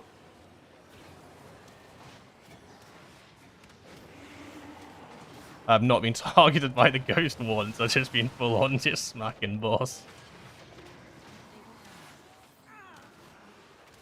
Full cooldowns for the next dude, and we've lost. Ah, it's free. This dungeon's actually the easiest dungeon of my life. Okay, now the ghost fixates me. That's fine. I'll accept that. We need to be careful here with these. These are still real, I'm pretty sure.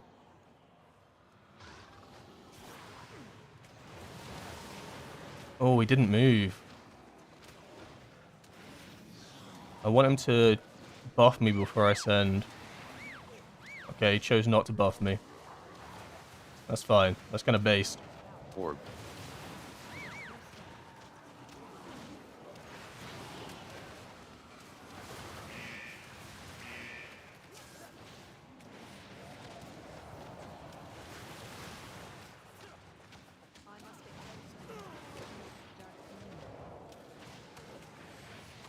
I'll send Storm Earth and Fire out here again.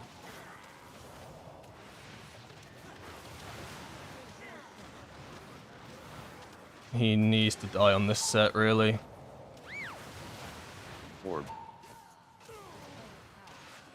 Orb. Go on, display a power me, then I'll crack the Jade Lightning you.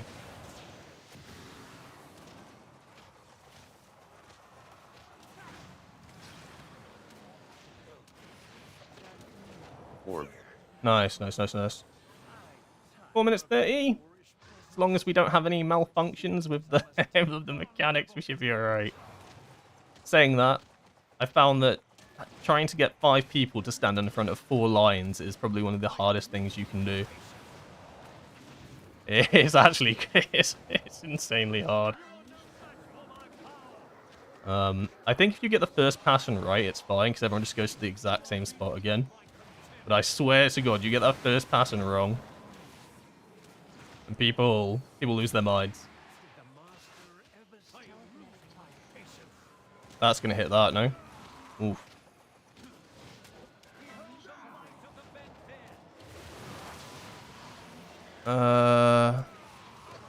Yeah, I'll send out. Orb.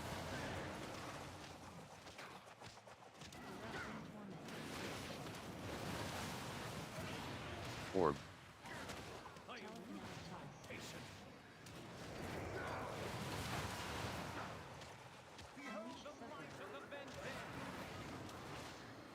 Just milk him a little bit. Oh, that's good milk.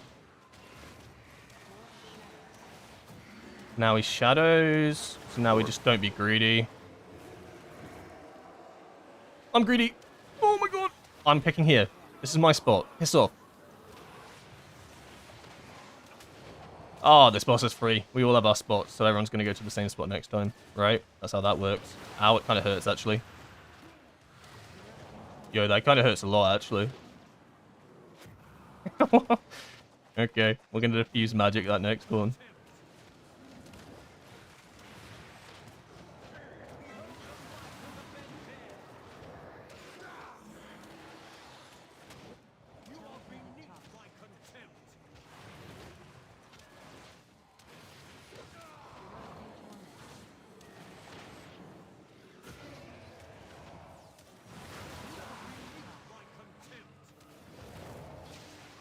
I'm going to wait for him to teleport and go into that phase before I put cooldowns, because I'll have downtime, and I'll have downtime when I'm trying to dodge.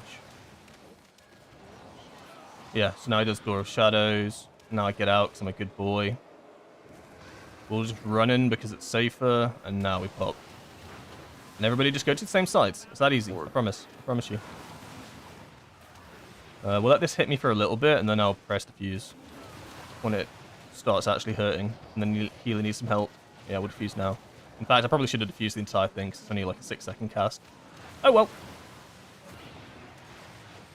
Oh well, that sounds like a healer problem. Orb.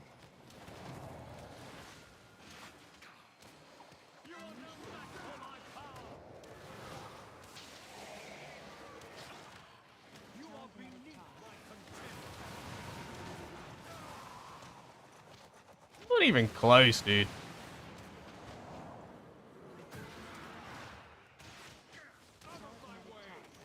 We just gotten lucky. Like, don't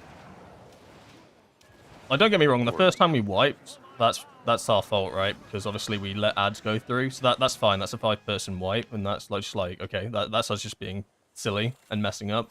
But the fact that when we were respawned and everything was still aggroed, that was kind of cringe, because that is like another like minute 15. So a lot tighter than it needed to be.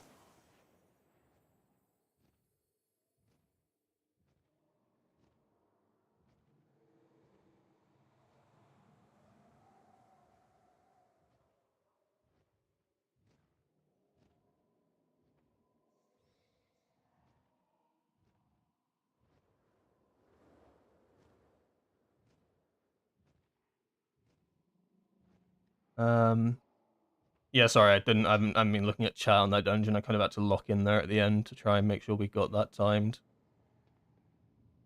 Let's see.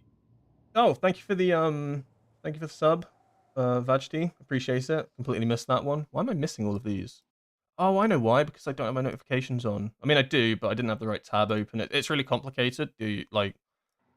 You'll hear the notifications, but I can't have it set up so that I hear the notifications unless I have a Google Chrome window open that allows me to hear it, and I tabbed off it at one point to look at something. So I haven't been hearing any of these follows and stuff, so I'm really sorry about that. So yeah, thank you for all the follows and the primes and stuff. Appreciate it. Okay, let's see what I missed. Do you play 2-minute Shadow if you play a Raz? Yeah. yeah, so that's the general idea of it. A Raz is like the perfect thing, and it's why I didn't play much single target Shadow Pan at all during the raid. Because I didn't have a good 2-minute trinket. The issue with Nether Prism for 2 minutes is that there's a lot of short fights, and if you're playing a short single target fight, Nether Prism's kind of bad because you don't get that initial burst, right? Your first set of cooldowns basically is nothing. Nether Prism gets stronger the longer you go in a fight, because then everyone after that is essentially an agility buff that doesn't, decay like a Raz. So, because a Raz decays, it loses a bit of value the longer the fight goes on. Whereas Nether Prism doesn't decay, so you get the entire agility buff, but it has the downside of not getting anything on pull. So in a 5-minute fight like Fractilis or Plexus Sentinel, running Nether Prism's kind of cringe, because if you're playing 2 minutes or whatever, even 1 minute 30, you get so few uses of it that are actually valuable, that it's just better to go a Raz, because you're getting that one on pull as well, with a Lust, with everything. That just means that your damage is stronger. It's kind of the same in M+, but a little bit not, because in M+, you can play 2 minute with Nether Prism on the basis that the first pull in a dungeon doesn't actually matter that much, if that makes sense. Like, sure, you want to do a lot of damage on that first pull in a dungeon, but in the grand scheme of things, that's not going to matter for, like, everything that happens in that dungeon, where on a boss pull, a 5-minute boss pull, what you do on pull really matters. So now I've gotten a Raz Ritual Forge, I'll probably just end up playing Shadow Pan for every boss that I do now. It doesn't mean I don't think Conduit's good in the single target bosses, but I think that I have a build now that's good enough to, like, play Shadow Pan well, whereas before I just didn't have the right trinkets and stuff to make it work how I wanted it to. So to answer your question, yeah, 2 minute is kind of a Raz Ritual Forge territory. If the fight is short, if it's a long fight, like there's Nexus King's a good example of this, I suppose, but you play 130 on Nexus King. But you do play Nether Prism because it's so good to get the stacks up for the damage amp, for instance. Like, the pull on Nexus King doesn't really matter. What matters is the damage that you do during the intermission, I suppose, because you need to make sure you progress it, and the damage amp on the dragon is so important to make sure that your P3's short and you don't go into enrage, right? Like, I haven't done Nexus King since the nerf, so I don't know how important it is now. Like, I think it's a little bit easier and less punishing to not have, like, the perfect amp. But definitely, Nether Prism just excels at fights like that. But for instance, fights like Soul Hunters, where you play 2 minutes, Nether Prism is actually not bad, but a Raz would probably be better, because the pull on Soul Hunters is pretty big. Because you Lust on pull, it's 3 targets, you want to do as much damage as possible, you're popping 2 Stormwrath and Fires and everything. When you play Nether Prism, you only get true full value on the 2 minutes after that and the 2 minutes after that, whereas a Raz Ritual Forge would allow you to just take, like, you know what I mean? So, like, I'm sure there's some logs where people play Nether Prism. I mean, I played Nether Prism with a Raz on... Sorry, I played Nether Prism on Soul Hunters and got rank 1, because it just lines up so well. Like, even though the burst on pull isn't as strong, Nether Prism gets to stack up extra with 2 minutes, so your agility every 2 minutes is really high. But I'm sure you could get pretty much the same results with Ritual Forge in a fight like that. It's just shorter fights that are mostly, I suppose, the ones you need to probably run a Raz more predominantly. What a yap for such a simple question. Just got Nether Prism, how do we play it? Just send it with Zuin's Tiger? Exactly, Nicey. You're pretty much exactly just sending it with Zuin. Similar to how you play Lily, similar to how you play a Raz, similar to how you'd play, I suppose, House of Cards, any active trinket that you had. Like, you just want to send it with your big cooldowns, and that is Zuin, right, in a Storm, Earth, and Fire.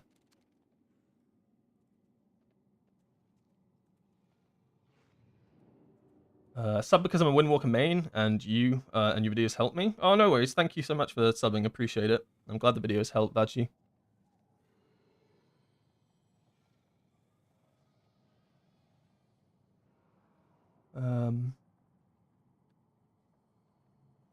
Okay, actually timeable. Hell yeah. You're running Shadow Pan? Yeah, I'm predominantly running Shadow Pan and M+. I just think it plays better. I just think it's the better spec in M+, to be honest. It's not the only reason. I said a bit earlier that I think it's easier to play as well, which means you can focus more on other things like actual mechanics, I suppose, and interrupts and CC.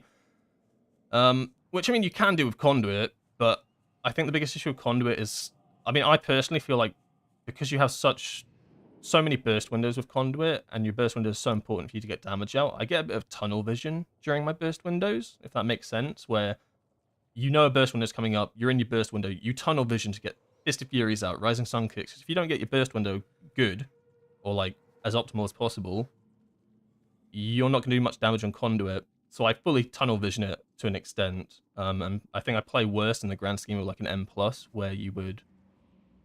Whereas I don't think you have to with Shadowpan as much. Like I know in my mind I can Tiger Palm here, you know, without having to like really look at Tiger Palm and stuff, because I know the rotation for it. With Shadowpan, I need to know, did I get the proc to allow me to Fist of Fury? Because your heart window is so short, right? You need to be able to, like, can I reduce its cooldown with Rising Sun Kick right now? Do I have enough chi to get this done?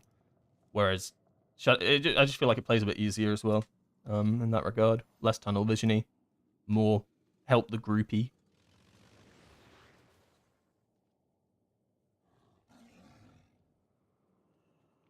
Do you use Vivify before M+ starts to get some energy safe up before full 1? No, I don't, actually. Usually what I'll do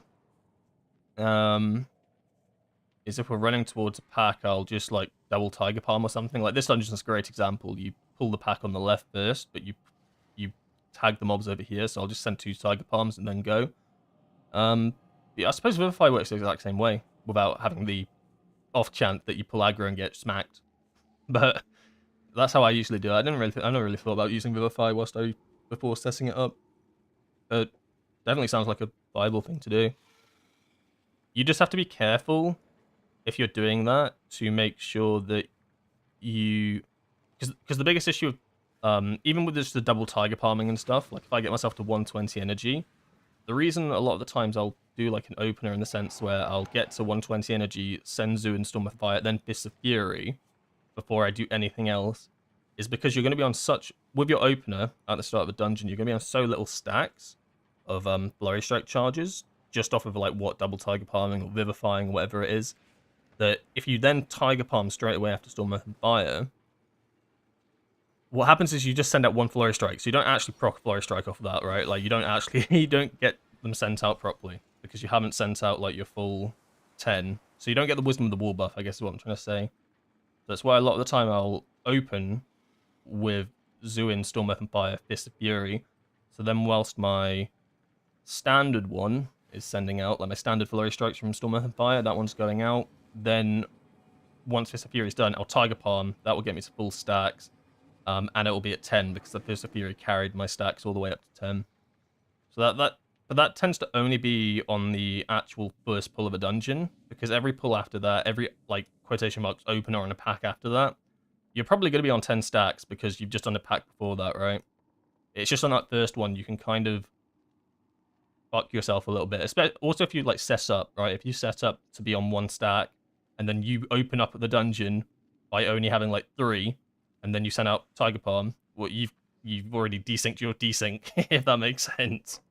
You've double desynced yourself. So that's usually why I'll always open with the, you know, double Tiger Palm, or usually, yeah, double Tiger Palm opener, maybe just Tiger Palm, Zoo, and Storm, Earth and Fire, Fist of Fury. Basically, it's why I always put Fist of Fury after Storm, Earth and Fire in the opener, I guess is what I'm waffling on about. By the way, can you start with max stacks of Nether Prism? No, I've tried it. You can...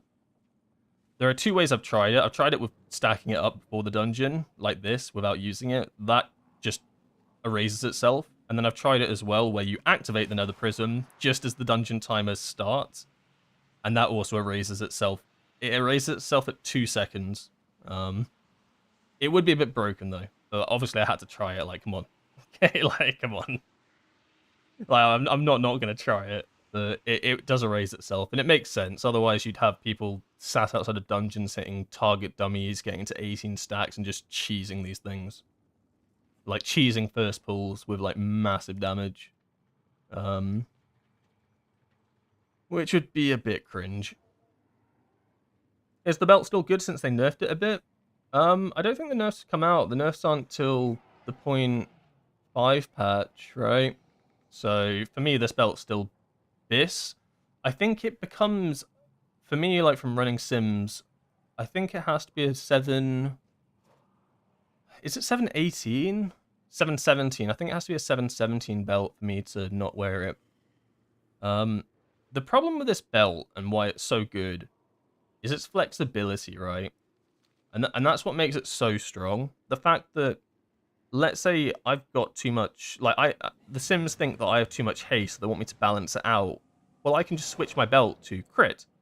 If the Sims are like, well, you've got a bit too much crit, I can switch this to haste, I can switch this to mastery, so I can play this belt as like a flexible stat balancer.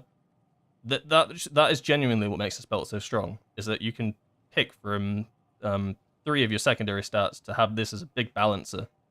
And that is just genuinely why it's just such a good belt. I think at like 714, when I compared it with some other belts, it's like a 9k difference, which is barely anything, right? So at that point, it's, do you want more stamina? And the answer is probably yes. I just haven't got a belt to switch it with. But I do enjoy the flexibility of it, but it's a little bit stupid that it's just Cersei Circler, right? Old belt, better than new belt. Thumbs up. Cool.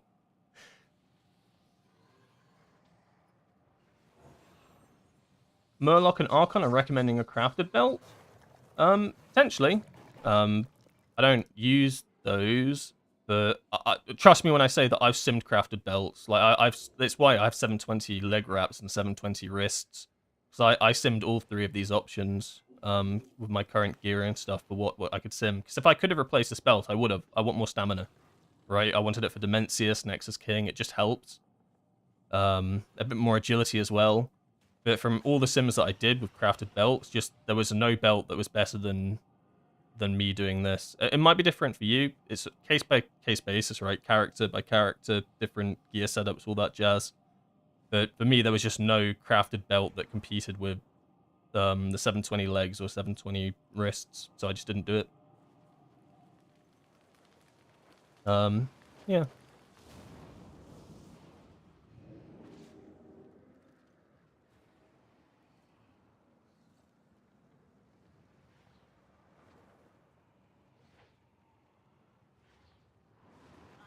Oh, you can start with max stacks of Nether Prism.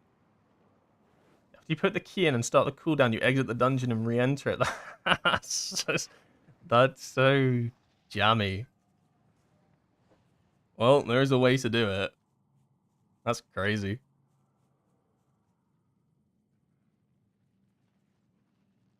Oh, I guess because I see why it would work. Because the timer at 2 seconds refreshes everything. You're not in the instance at that time. You go back in, and it's not going to refresh you. Yeah, I see why it works. I'm not going to do it because that's just stupid. I might do it. No, I'm not going to do it. But people will do that. Good to know, though. That would make your initial pulls insane then. Because that's like a weakness of this. Like, if you ever see me like pull a first pack, I'm usually at the bottom of pulling the first pack, right? It's because I just have no trinket. If you can go in with an 18 stack Nether Prism, it sounds exploity, not exploity in the fact I don't think you'd ever get banned for it or in trouble for it, but it's one of those sketchy things. Put it this way, I wouldn't do it on I wouldn't do it on stream. No video evidence allowed. So what do we want then? We've got all our 15s and a 16.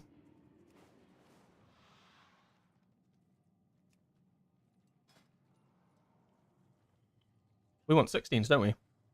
I won't queue for halls because we just did a halls and I don't want to do the same dungeon twice. But we'll queue for every other thing.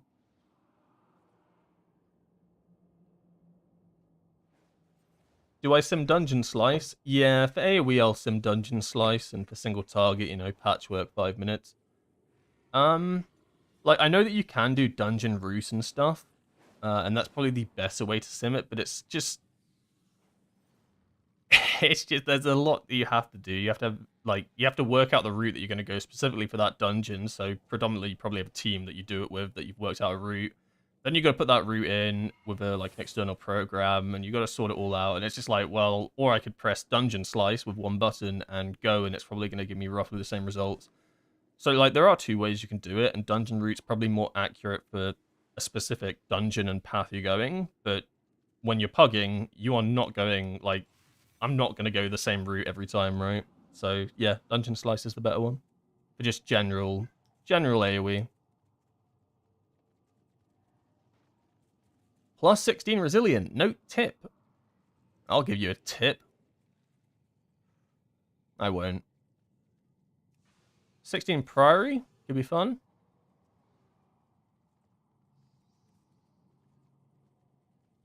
Physical comp? Yo, that's me for real, for real. Let me in.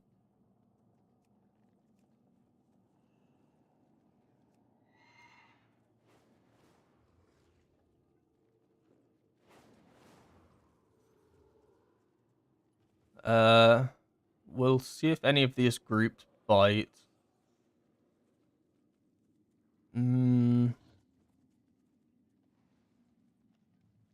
These guys have such high score for 16 resilient. This goes 3471 for a 16.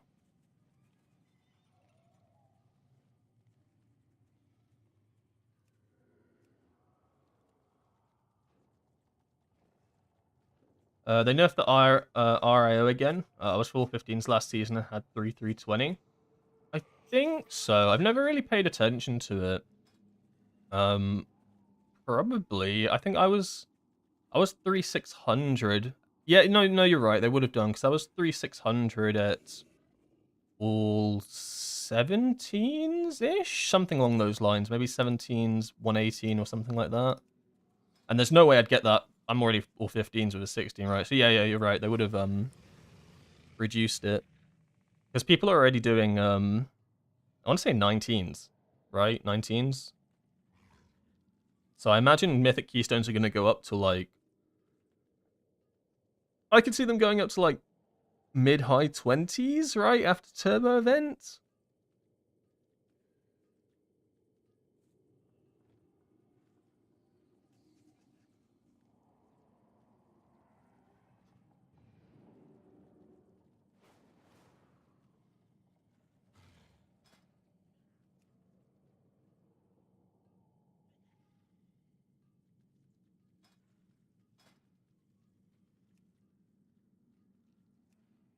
Please let me in.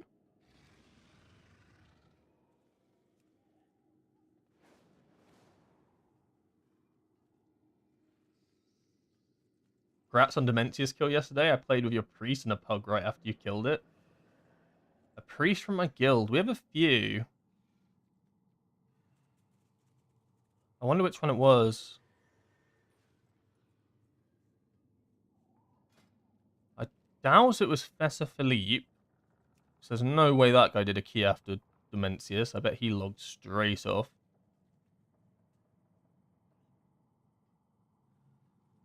Yeah, thanks for the grats. It was a good kill. I died twice on the kill, which is cool. Which is cool, I suppose.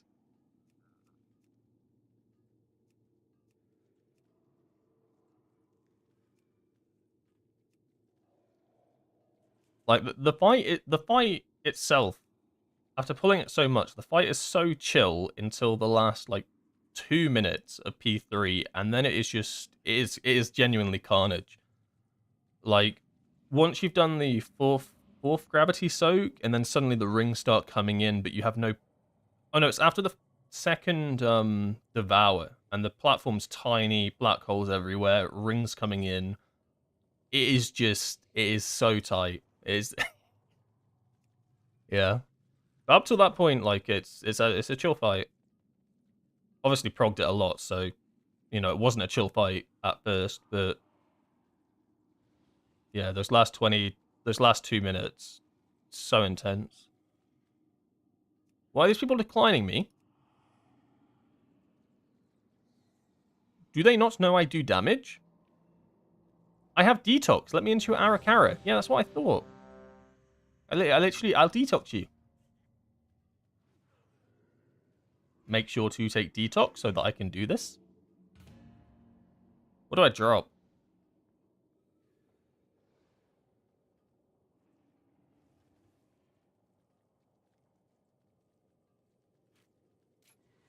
Do I need Soothing Mist for this? Ah, there's a chance I might need it at some point. Fuck it, drop White Tiger. We don't need that. It's just... Actually, no. I'll drop Vigorous Expulsion.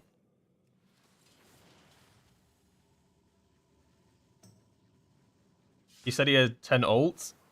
I don't know if that narrows it down. We have a lot of people in this guild that have a lot of ults. I'm like the opposite. I have my mandatory 3 ults. My mandatory, like, 2, 3 characters for splits and stuff, and that's it. You ain't getting any more out of me. It probably was Fet Philippe then. Or Max. Or Sham. Oh, I don't know. We have too many healers. Actually, no, we don't. That's a lie. We have, like, no healers. But it was one of them. One of 4. Dealer's choice. Congrats on the kill. Thanks. Appreciate it. You're like one of the few Windwalkers that have killed Dimensius. Yeah, I want to say I was the second after Liquid. Obviously, Liquid killed it when Windwalker, right? I think I'm second or third. But the reason you see so few Windwalkers on that fight, or people not progging it with Windwalkers, because a lot of these guilds have good Windwalkers in them, right? Like, you know, like Northern Sky, all that jazz. They have good Windwalker players, like great Windwalker players, but they weren't taken on the fight. It's just because Brewmaster's really good on this fight. Like, it's just really good in P3. It's good in P1. It's just good the entire fight. Plus, it gives you the Monk buff, right? And you're not taking a Mistweaver because there's better healers. And Windwalker's arguably not that strong on it. It's just, it's like on a Heroic Dimensius and stuff like that, Windwalker looked really good. But they're completely different fights. And on Mythic, in P1, you're basically doing nothing, right? Like, everybody else, like, loads of these players are able, or specs are able to hit 2 adds all the time with, like, their big abilities plus the boss. Windwalker, you can hit Crackling Jade Lightning on a few targets, and that's it. You're never hitting one of the adds guaranteed on your side at any time. So really, you're hitting 2 targets, and even then, you're not doing that much damage. Like, it's really relatively low damage. P2's where I feel like it's the strongest. Like, Crackling Jade Lightning carries there, so you're able to nuke down the adds and do a lot of damage to the mini-boss as well, so that's useful. Because you have 1 minute 30s, right? So that lines up really nicely for both platforms. And then P3... It's okay damage. It could be better. And that's the issue, right? Like, it could be better. Like, I think Conduit would be probably the better play if you wanted, like, good P3 damage. But Conduit, to me, just... Like, I'll do it on Reclear because, you know, it's Reclear lol. But it's so sketchy. Like, I just couldn't imagine myself having to use, like, Slicing Winds and like, tunnel visioning, right? When I'm trying to, like, get... Because if I'm not tunnel visioning to make sure I get the burst window damage perfect, why am I playing that Conduit? I might as well play Shadow Pattern. So you got the Slicing Winds dilemma. And, like, I've always been a person that said, I don't think Slicing Winds is that bad with movement, right? Like, I always been like, oh, it's fine. Slicing Winds, it moves you a little bit. It's actually not that bad. Like, I've never, like, worried about it. This was the first time I've ever thought to myself, I don't want to run Slicing Winds on this fight. Because, well, Nexus King was truly the first time. Because it's also terrifying on that boss when you've got, like, 1,000,000 lasers coming your way. But Dimensius, I was just like, there's no way. Like, this is just so risky. But you definitely do more damage as Conduit in P3, which means it's probably arguably better. Because that's what the Liquid Windwalker did. Boomy, he played Conduit. I bet he had the time of his life. Oh my god.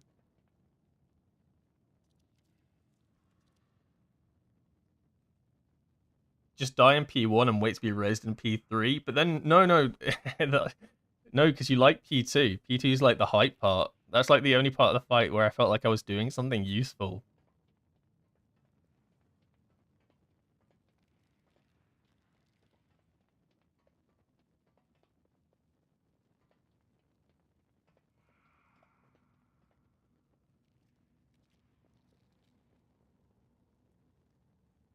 Second set of soaks on Nexus King at 130. I interswapped to Shadow Pan after seeing that. Doing the soaks and dodge with Conduit just seemed like a dumb idea. That was how my brain worked as well. Like, I was playing Conduit up to that point, and that 130 overlap is the most horrendous thing in the world. And I was just thinking to myself, one, I'm gonna fucking die here because I'm trying to pull off this combo here. Two, if I try not to die here, and I pop my combo because I have to pop it there to get cooldowns right, I don't do any fucking damage with it. It felt like there was no winning with it there, and that's why I keep going on about Blessing of Autumn. If you have a paladin that can give it to your Nexus King, and like it works out, then well, even with Shadowpan it plays better, but Conduit plays so much cleaner as well because you get to pop your cooldowns at 120, which means you avoid that horrible overlap. Like, it is the most disgusting overlap, and with Conduit being so precise and having to like have movement like slicing winds and stuff during the most hectic like tank soak sequence and lasers coming in and then ghosts, it just felt insane to me to keep trying it.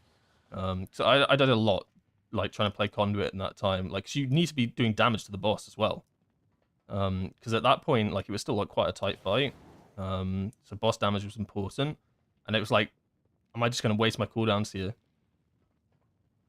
or am I just going to like holding them for like an extra 1 minute 30 is just not an option. But yeah, but disgusting overlap. I wonder what other 1 minute 30 specs felt about that one.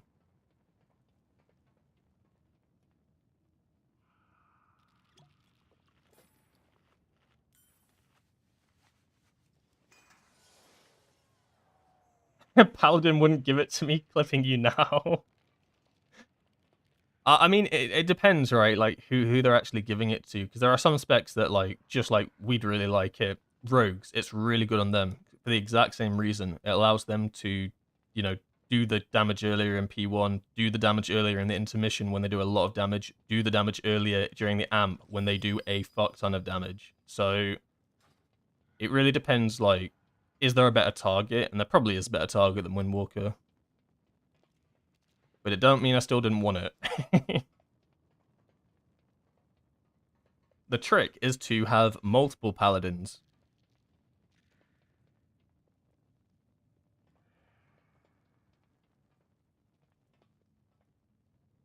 I didn't reset my stats. It's fine, I don't need them.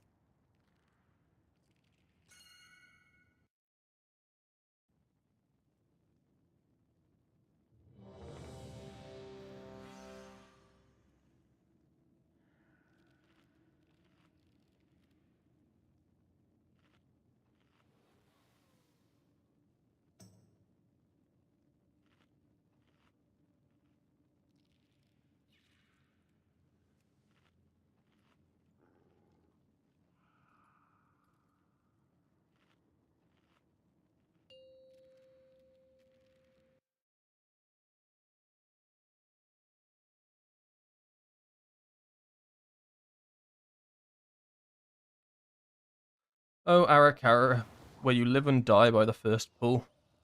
5, 4, To be fair, it's not as bad as it was, but 2, still. 1. Oh, I should probably mount up. I'm fucking dead. I'm last in the pack. Last in the pack, boys, gets clipped. Where are we going, Oh, shit. Grandmaster? Stragglers do most certainly get left behind.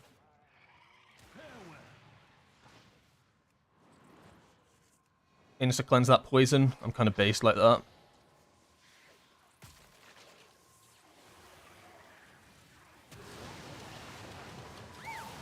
Are you serious that I had to leg sweep that? You telling me no one else could have interrupted that initially? During my Fist of Fury. That's crazy. During my first Fist of Fury.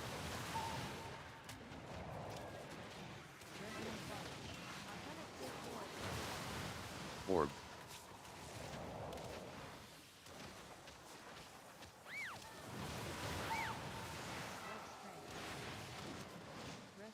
Fuck this shit, I'm going behind the boss. Orb. Oh my god.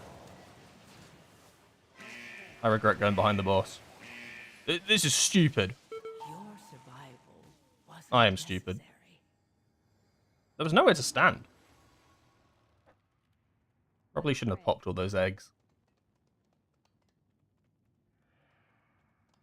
Horrifying shrill.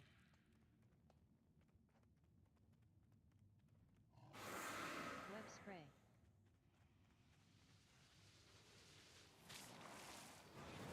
Like, where does one stand here? Here?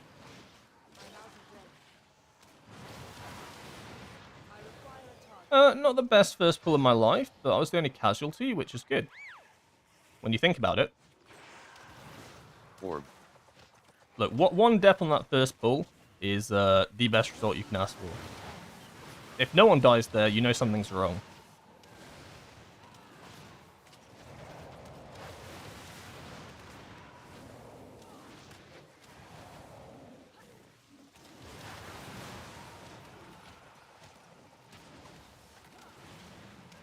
Why did this DK just do 30 million? Why am I doing no damage?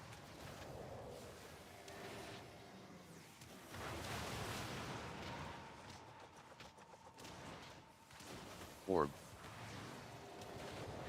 Haha, cleanse my poison off myself instantly, get another poison. Okay.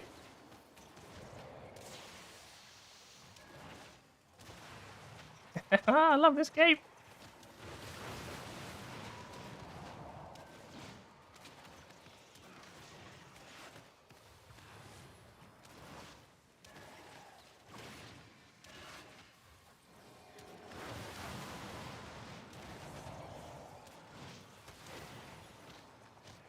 Holy shit. Poison me more, please. I love it. Orb. Orb. Oh yeah, keep poisoning me. I fucking love it.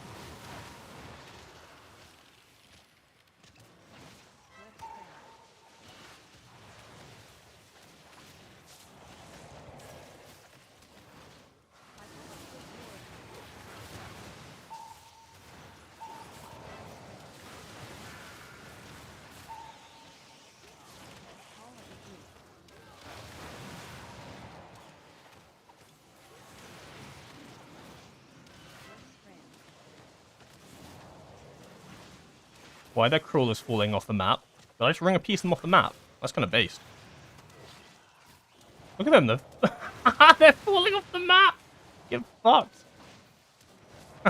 I ring a piece tech OP.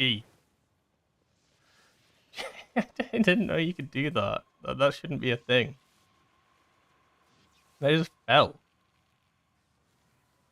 I like it. Orb.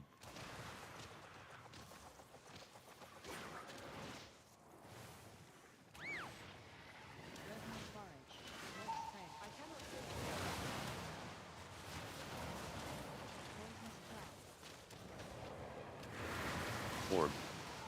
Orb.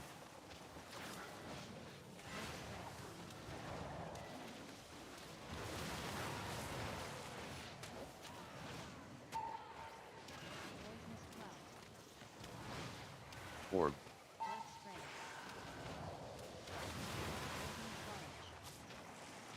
Orb.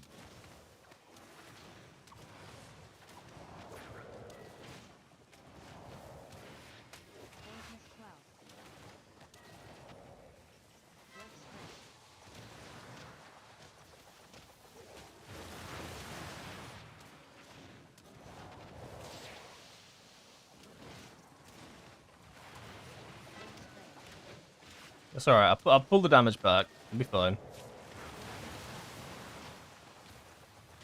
Orb. I feel like I pressed Detox more than I pressed Tiger Palm in this dungeon so far.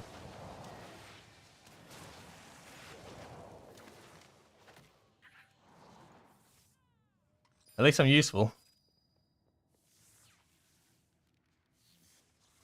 Any wish lists of changing Windwalker in Midnight? I haven't really thought about it. It's something I'd have to think about. I think the talent tree could have a little bit of a change. Orb.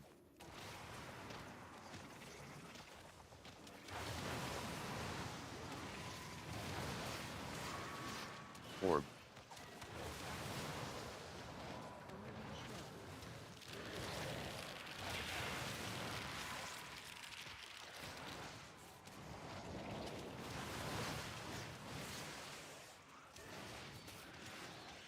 What is this DK's damage? 30 million! This guy's kind of a god gamer.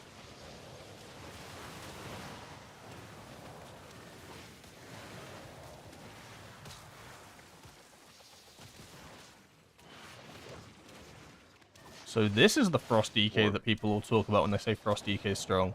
Holy moly.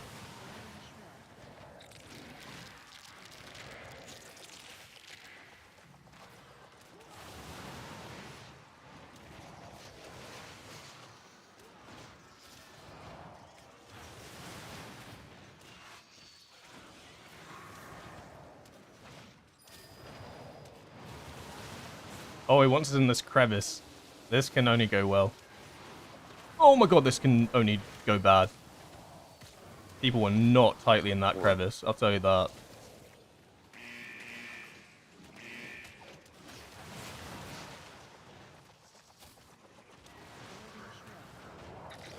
Orb.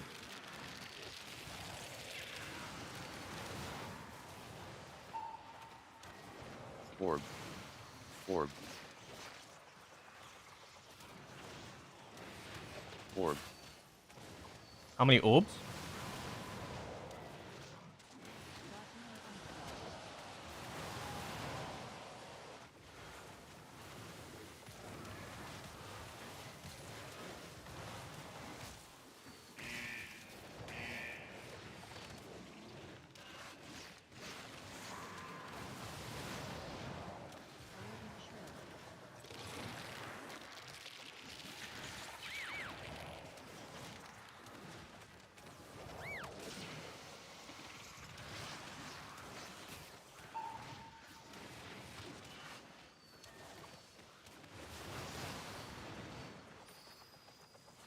Orb. Orb. Fuck this. I'm just moving. Alright, that's pretty clean Araxor, to be honest. Avanox. I don't know why I called it Araxor. What's Araxor? Orb. Oh, that's the that's the RuneScape spider. Oh yeah. Clean Avanox. Where are we going today, Grandmaster? And we have CDs for this. That's pretty good as well.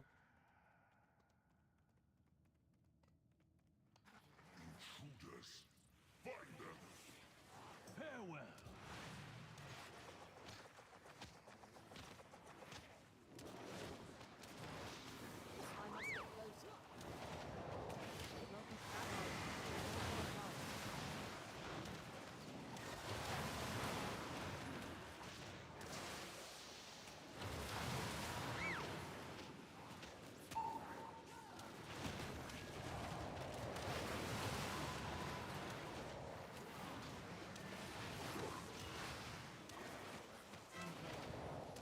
Orb.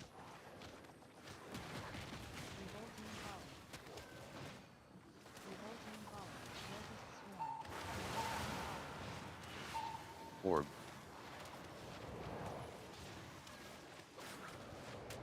Oh my god, that is some insane damage. Karma and a health pot for that.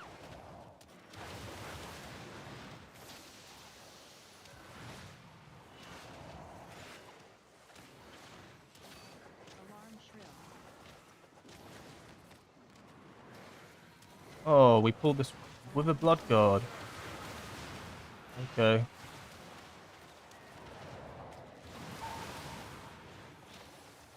Oh, thank you for the subscription. Appreciate it. Orb. Yeah, thank you so much. It's really kind of you. Sorry, I'm a little bit distracted right now. I won't lie.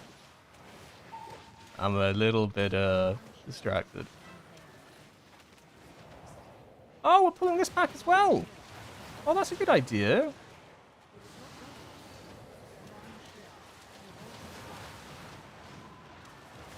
Yeah.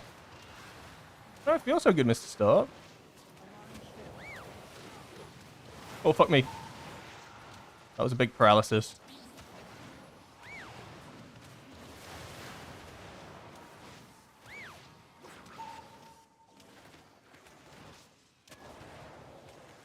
Alright. Those blood, the big guys are so terrifying. Like, their AoE does so much. It scales so much in these dungeons.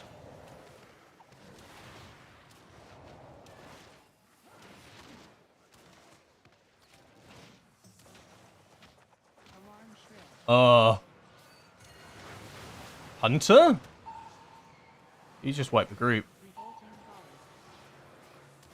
Revolving volley. What the fuck was that rapid fire? Revolving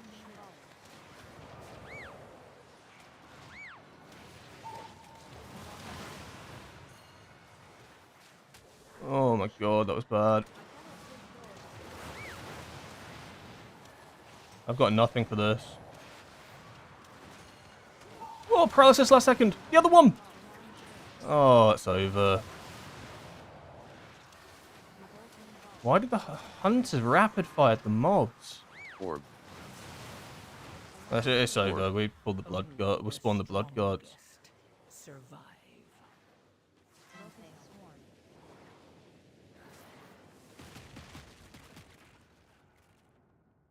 No, that was the hunter. That wasn't the. This guy's blaming the DK.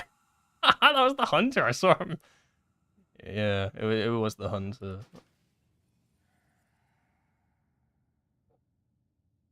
How does that happen? Is that just a bad tab target? Actually, I don't know how hunter works. I don't know if they just like can hit targets that are nearby with rapid. It looked like a rap. I have no idea what ability it was. He just went ba ba ba ba ba, and then suddenly we'd pull 2 massive packs. A bit unlucky, I guess. Yeah, I think it was almost salvageable once we had everything grouped up, but it was the alarm shrills. We'd all used our CC. I shouldn't have leg swept that guy on its own. That was pointless. I probably could have saved. I should have saved it and then got them. It was salvageable, I think. So I managed to get the paralysis on, but then the other one there was just nothing to do at that point. Ah, unlucky. Unlucky. Good dungeon up to that point. This DK absolutely slapped. Kind of crazy. 30 million burst is insane. I mean, like, 30 million burst is, like, good, but to do it multiple times, like, back-to-back is insane. Yeah, thank you for the Prime Raton. Appreciate it. Thank you so much. And for all the follows as well. Thank you, guys.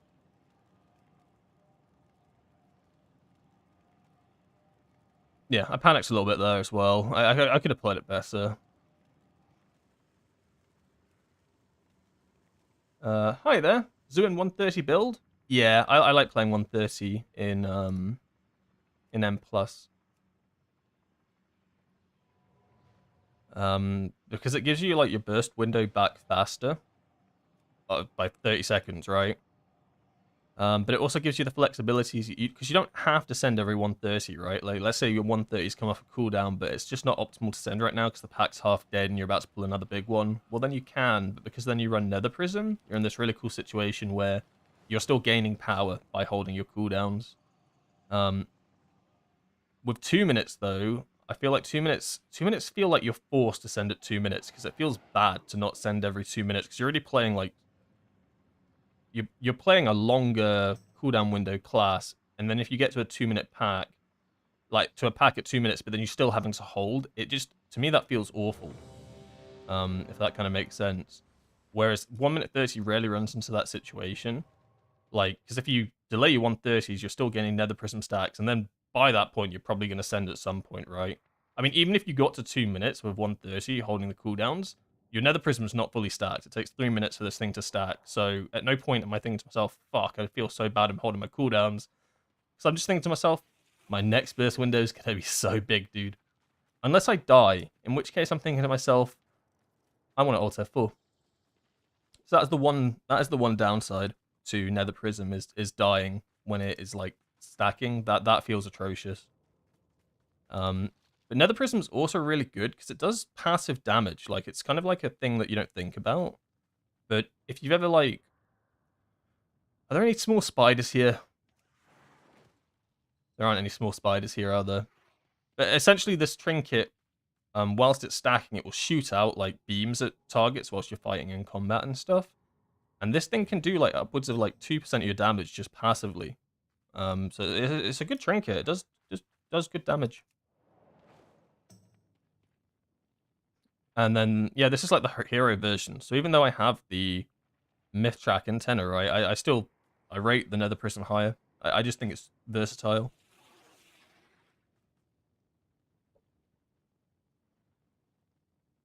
How should you play Storm Earth and Fire if you're 2 minutes?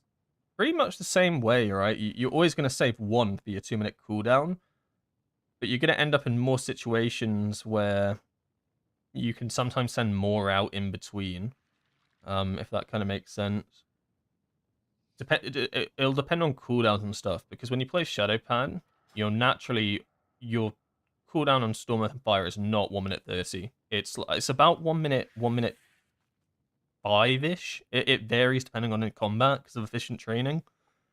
Because it's based on how much energy you spend, and it reduces the cooldown of Storm Earth and Fire, right? And because we spend a lot of energy now constantly target palming and stuff, it's about like a 1 minute-ish cooldown. It's a little bit longer. So like in some situations, like if the timing's right, you can actually get 2 Storm Earth and Fires out in between a 2-minute Zuin, if like it lines up that way. It's not always all the time, but like it follows the same principle of always send 1 with Zuin. Like always make sure you can at least do that, even if it means like holding 1 for a while. But it also works the other way, where if you have 1 Storm Earth and Fire up, Zuin's on a 40-second cooldown, and your Storm Earth and Fire is going to be back up in a minute, you know that 20 seconds you can make up. So you can send the other Storm Earth and Fire because you know the next one's going to be up with Zuin. So it's like just trying to work it out like that. I don't think... There are very rarely situations where I'm not going to make this. I'm not going to make this. There are very rarely situations where I'll send out a double Storm Earth and Fire in a dungeon. The only real situations I do that are bloodlusts, like at the start of a dungeon or something. But usually I like to have 1 per pack.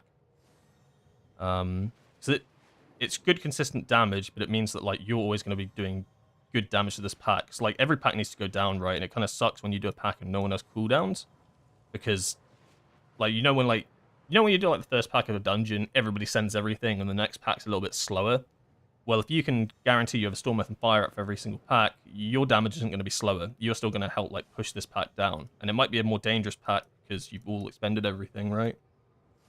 It just helps to keep the consistency, because the damage of Windwalker doesn't really come from Zuin itself. It comes from the 4-set, well, Shadowpan, I mean, it comes from the 4-set damage you're doing with Flurry Strikes and stuff. So, in a weird way, your main cooldown is Storm Earth and Fire, not Zuin. Like, if that makes sense. Like, Zuin's still big, and like it does a lot of damage, replicating damage and stuff, but the cooldown you care about the most is Storm Earth and Fire. It is a good way of looking at it, when previously it wasn't. Previously, Zuin was your thing that you cared about the most.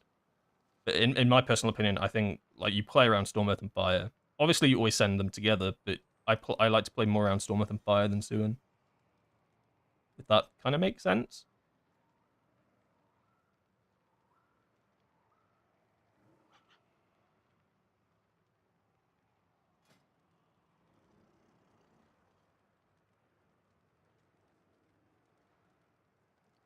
These are my talents. Why don't I play Battle Gear? It's just not... It's not really necessary with Shadowpan in AoE. Like, you have so many buttons to press, with a lot of them being Tiger Palm most of the time, that Rising Sun kicking AoE is kind of like... You kind of don't want to do it unless you're activating Whirling Dragon Punch. Like, you have the chance, obviously, of getting more Fists of Fury, but you have so many other sources of damage, right? Like, Blackout Kick is hitting multiple targets. You know, Spinning Crane Kick is still hitting quite hard. Proc Spinning Crane Kick hits like a truck as well. Whirling Dragon Punch, you know, Tiger Palm so you can get Flurry Strikes out. There's like... It feels a bit unnecessary to add the extra Rising Sun Kick into the AoE mix to get more Fists of Furies out, because you just got... You never really run into resource drought to cast any abilities, right? With Conduit, it's a completely different story, and single target Shadowpan's also a little bit different as well, but I find that you're just so versatile, and your resources are so, like, because we have so much secondary stats now that you can just get away with not having to run it. So, you know, just taking something like Dual Threat, you know, even though you don't run two one-handers, you still have good uptime on this. You're still doing like 5% increased damage, you know. It's just, I think it's more valuable than trying to force Rising Sun Kick into Shadowpan AoE when it just doesn't necessarily need it. Like, don't get me wrong, you can play this and you probably still do fine. Like, these like things are so like minimal, but I just don't think it's necessary to have to do it. The best time to plant a tree is 50 years ago. The second best time. You don't even Rising Sun Kick when there's a prio target. I do. Did it in another dungeon. I did it in that Halls of Atonement's a good example because I just did it recently. On the, you know, the second to last, like the mini boss that sucks all the dudes off. Wait, no, let me put that another way. You know the second to last boss that sucks all the ghouls off. Essentially, he is the prior target, right? And it doesn't really matter how much ghoul damage you do. So in that case, yes, I do Rising Sun Kick it. I was Rising Sun Kicking it over baseline like spinning crane kick and stuff. But generally, no. You get some semi-decent prior target damage with just your baseline flurry strikes and stuff. Like, I don't think our shtick is necessarily, maybe with Conduit. With Conduit, it's more a little bit more prior target, but our shtick with Shadowpan is more like hit everything. Like, especially with like Shadow Flurry strikes, right? You are hitting everything. Like in season 2, I heard people talking about like Windwalker being like a prior target spec. This isn't like, compared to some specs, it's not. If you want like prior target and stuff, get yourself a Demon Hunter, you know. Like, we just do a lot of damage to everything. Like, don't get me wrong, a single target's not bad, but you're just gonna get more value from doing AoE in AoE than doing like an extra Rising Sun Kick and stuff. Unless a target really has to die. Like, maybe if we're talking about like Cinderbrew Meadery, pulling those 3 packs mobs at the start, and this thing has to die, otherwise GG, then maybe. But I don't think it's quite necessary. Like, that's what Flurry Strikes is doing for you. Like, the baseline Flurry Strikes, by targeting it, that's where a lot of your, like, specific target damage is going to come from. And you still do a lot of damage with your AoE abilities to the target that you're focusing, right? Rising Sun Kick doesn't hit that hard, either. It's okay. Like, if you want Rising Sun Kick to hit harder, you have to kind of go into more of a Rising Sun Kick sort of build as well. So you'd have to be taking things like Rising Star, you know? Taking Brawler's Intensity to get the cooldown reduced and stuff. That's not really the path this build goes down. Fuck, I love Dawnbreaker. It's so buggy. How did I end up here? Gonna spend like 10 minutes wiping to a bug?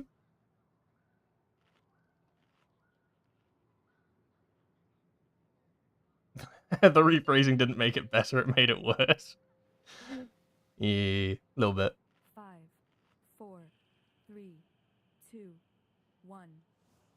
So if I summon up Zuin 130 for more Zuin and second Stormwolf and wouldn't fire the situational timings like Lust or big packs of Jade Lightning, yeah, essentially, yeah, you always want to send a Stormwolf and fire with Zuin. That's like rule number 1. Like for when like talking about Zuin and stuff like that. Always have one that you can send with it. Because otherwise you're not really, think of Zuin as a damage amp, right? And you're trying to like damage amp stuff. Well, Storm Earth and Fire is also a damage amp, so you're trying to like damage amp your damage amp. But if you have nothing to damage amp, then it's kind of like doing nothing. Like, Zuin kind of relies on you having a lot of damage ready to go, so that's why it's so important to pair the two. That kind of hurt, no? The real question is, am I going to regret sending out a double Storm Earth and Fire here? And the answer might surprise you. The answer is yes, I shouldn't have. I was distracted. Oh god, it hurts.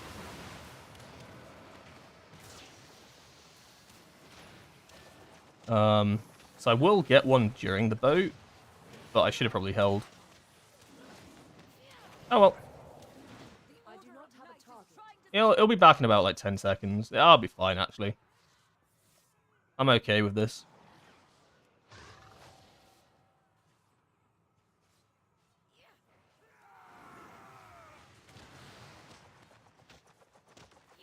Orb.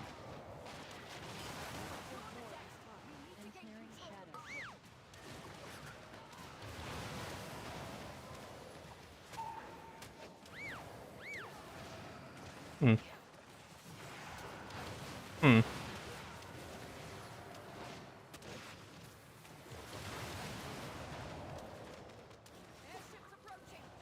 Orb.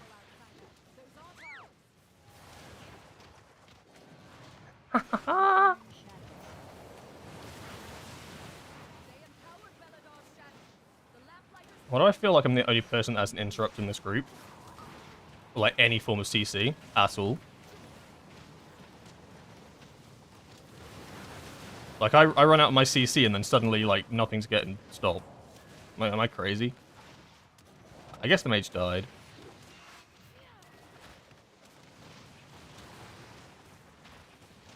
Orb.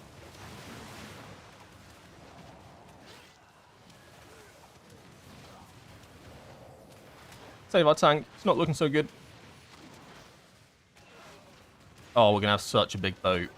This boat's about to absolutely pop off. Radiant light. As long as my tank safely gets over to this boat. You'll need to use those mounts of yours to fly to them.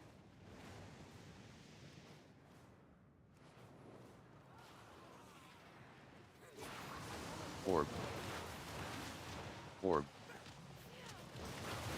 Ah, my damage is too high. I can't stop. Won't stop. Okay, I probably stop. Orb.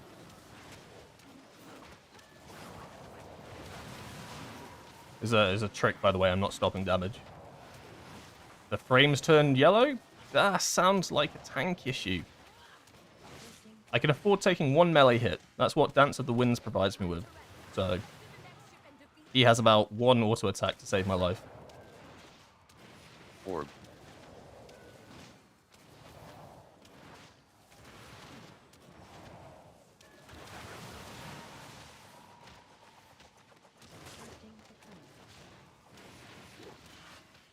I require a target. Plant a rotty bomb. Got the bug where one of the NPCs gets knocked off the boat. Yeah, I got one of the bugs where NPCs on the first boat didn't spawn. It's just so buggy. It's so weird they brought it back, but it came out back worse. Like, that's the weirdest thing. Orb. He just got one shot. Oh, rest in peace. Orb. You can tell that he doesn't have Dance of the Winds. Orb. Orb. This tank apologized. Never apologize for someone getting one shot on pull. It means they didn't hold their cooldowns and deserve to die. Like, trust me, if I get one shot because I'm greedy, I deserve it. I might not like it, but I deserve it.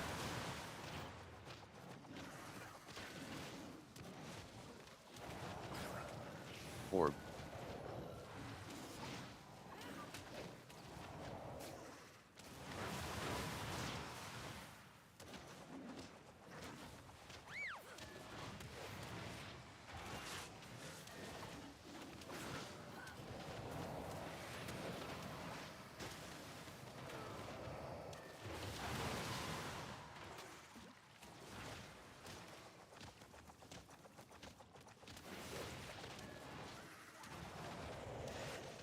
It concerns me how many of these casts I see going through and how many interrupts already.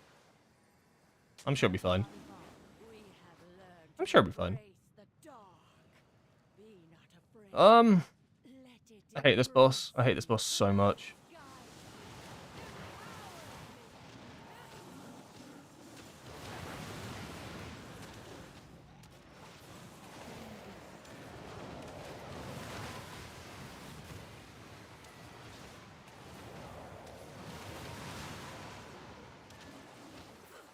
Orb. Oh, my orbs have spawned. Where are they? Are they falling through the boat? Oh no, it picks it up. That's lucky.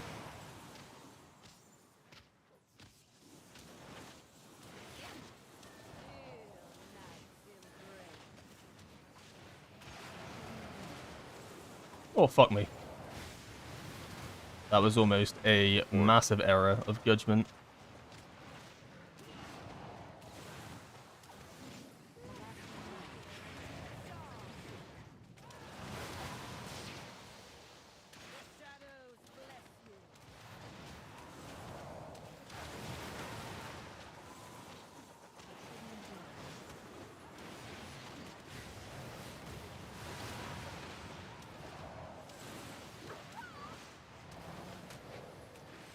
Why am I hearing character death noises? That's never what I want to hear. Orb. Oh no. See, look, my orb's meant to follow me, but it, like, stops sometimes. It's fucking... It's teasing me. Orb. Look at it. It doesn't know what to do on this fucking boat. Oh, shit.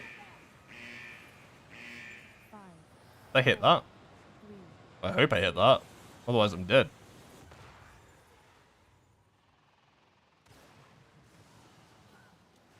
Orb. Oh, please come here, orb.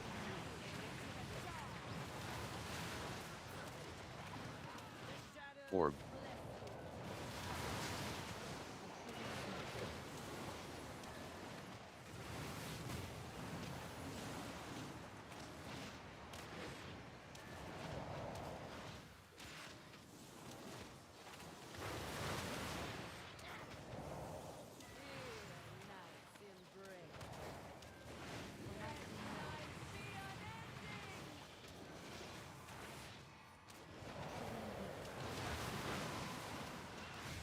Orb. The heal absorb is absolutely disgusting, by the way.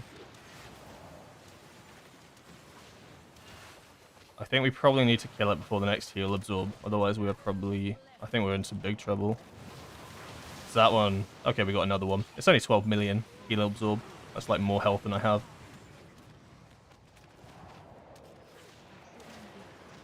It's only my entire health bar.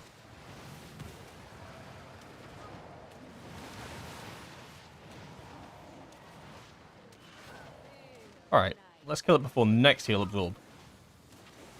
Oh, or not. Fuck me, I need to heal myself now. Orb. Okay, we're fine, we're fine. Not bad, it wasn't mega buggy, so that was alright. Like, it didn't, like, bug out. I think it's because we had 2 range as well. When you have 2 range, it's really easy to get the puddles in the right location so it doesn't stand on them. But that is usually what causes things to be a bit of a mess.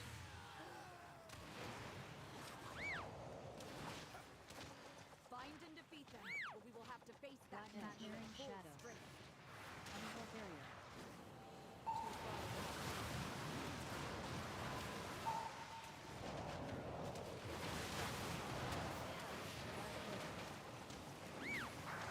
Orb.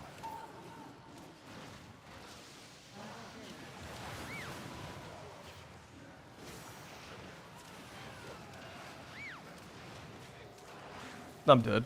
Your survival wasn't necessary. Black hail. I had no CC for it. I just watched myself die. I hope no one else had CC for it. So I'd feel bad.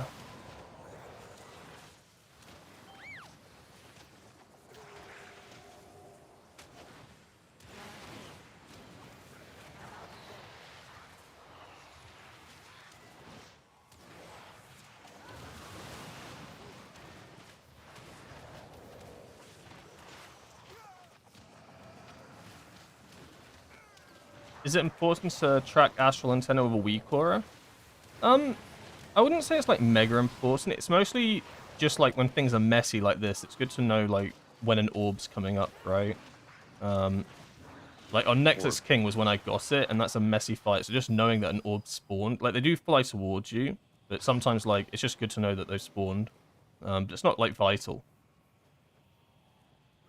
So I can look out for them and grab them if I need to. Oh yeah, just hit me. Why don't you? Yeah. Oh, that's all my health gone. Can I get some healing? A little bit of healing?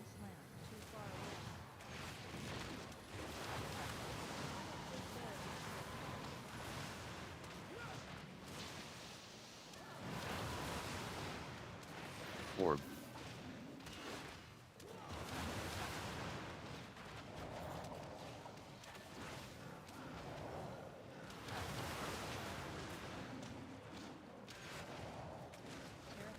Orb.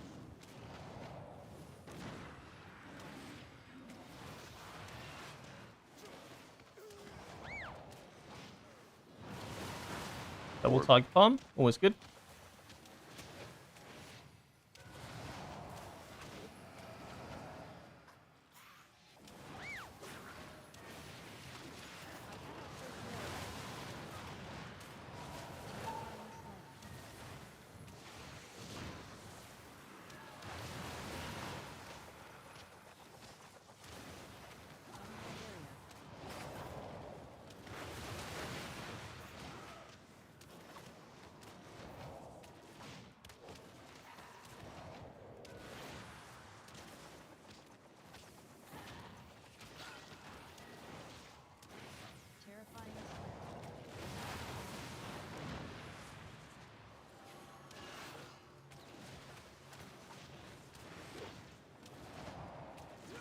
Orb. Oh, that's not good. My weapon's half broken. I didn't even realize. How bad is it? Oh, it's only 19 out of 120. I'm sure it will survive the rest of the dungeon.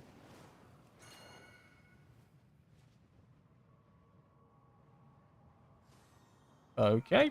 I've never seen this build like this. And, of course, I'm hit instantly with that.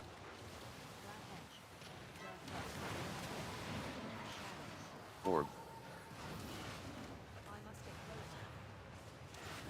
I can't fucking see anything. This camera angle is atrocious.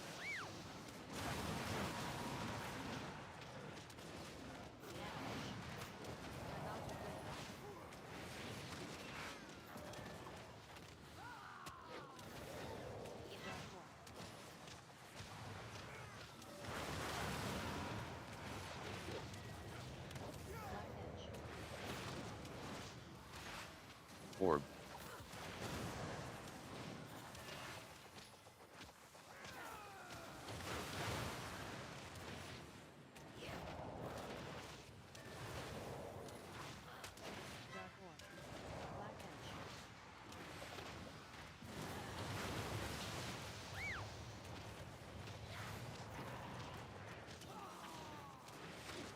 The tick on this thing is so big. Orb. No, you cannot do this back to back. I've got nothing. Oh, and then you hit me with the orb. That's cool.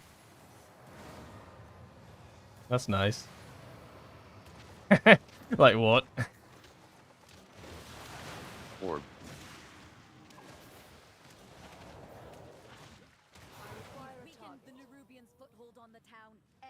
That's alright. Probably next mini boss now, right? Good to see you again. Yeah, back to the other one.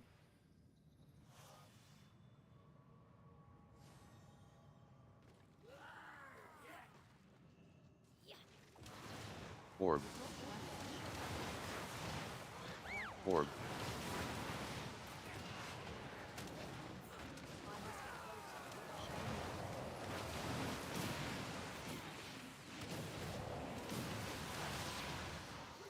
It hurts so bad.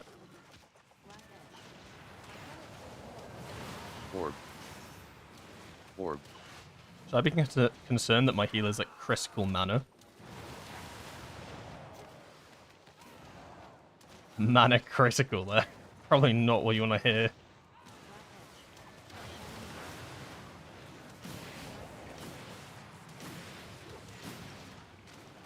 Holy shit. Oh my god, my tank's on death's door. Orb. Okay, he is actually on death's door. I mean, they're casting Black Edge.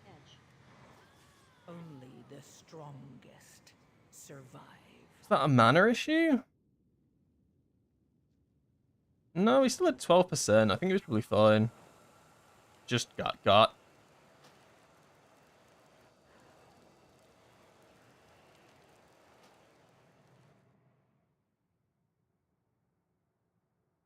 Are we supposed to keep 100% uptime on AAO during Storm Earth and Fire? Currently struggling to get the third parliament.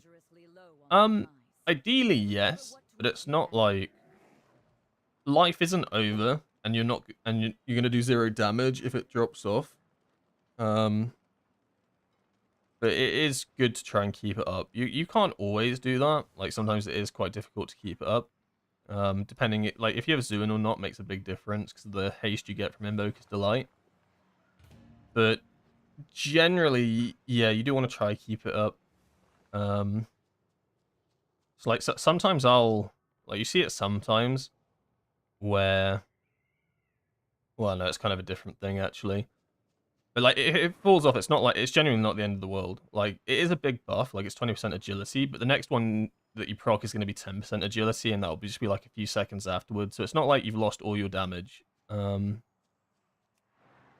But it is ideal, like trying to just weave Tiger Palms in between every ability and getting set up to be a little bit better to try and guarantee it.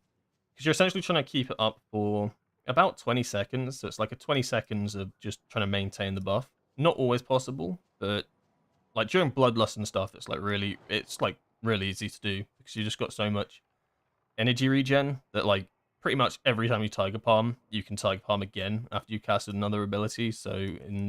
But it gets harder the less amount of like haste procs you get, like no Zuin. So the hardest one to do it in is just a Storm, Earth, and Fire, right? When you're just literally relying on your baseline haste to carry you. So yeah, it's good, and you'll do more damage if it's up, but it's not end of the world, life's over if it drops off here and there. Like throughout the dungeons I've done today on stream, it's dropped off like countless times. It just happens.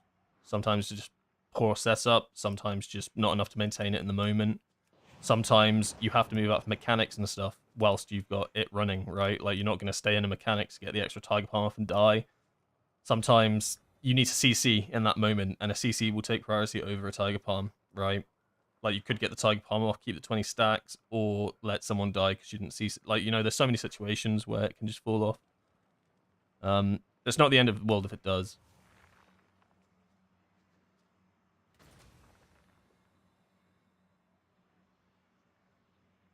What's up? I don't know, but when I use Storm, Earth, and Fire, I can't use Tiger Palm, Rising Sun Kick, Tiger Palm, Rising Sun Kick, because my energy gets low too fast. What am I doing wrong? It might just be a haste thing. Tiger Palm, Rising Sun, Tiger Palm, Rising Sun Kick. You should be able to do that.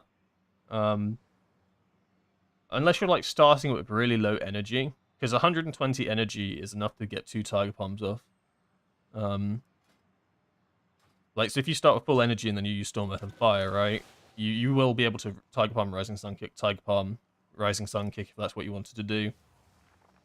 Just because that's enough energy. So potentially you're starting off with not enough energy to do it, is for what I'm kind of guessing. Because if it's on a pull, you should 100% be able to do that. Unless you're not running... Are you running... If you're running in a piece, that could be an issue. Would it, though? No, that would only be an issue later on, because it increases your energy. It would screw up... Like, inner piece screws up actually trying to do... get flurry strikes out, because it reduces the cost. So it means that, like, it's 3 Tiger Palms to get off of flurry strikes. But yeah, on like a pull with 120 energy, you should be able to do that fine. So my only thought would be you're trying to do it during like a dungeon or something, you're popping Storm, Earth, and Fire, but then you're starting off at a really low energy point, and then Tiger Palm and Rising Sun Kick, then you're gonna have to wait a little bit for it.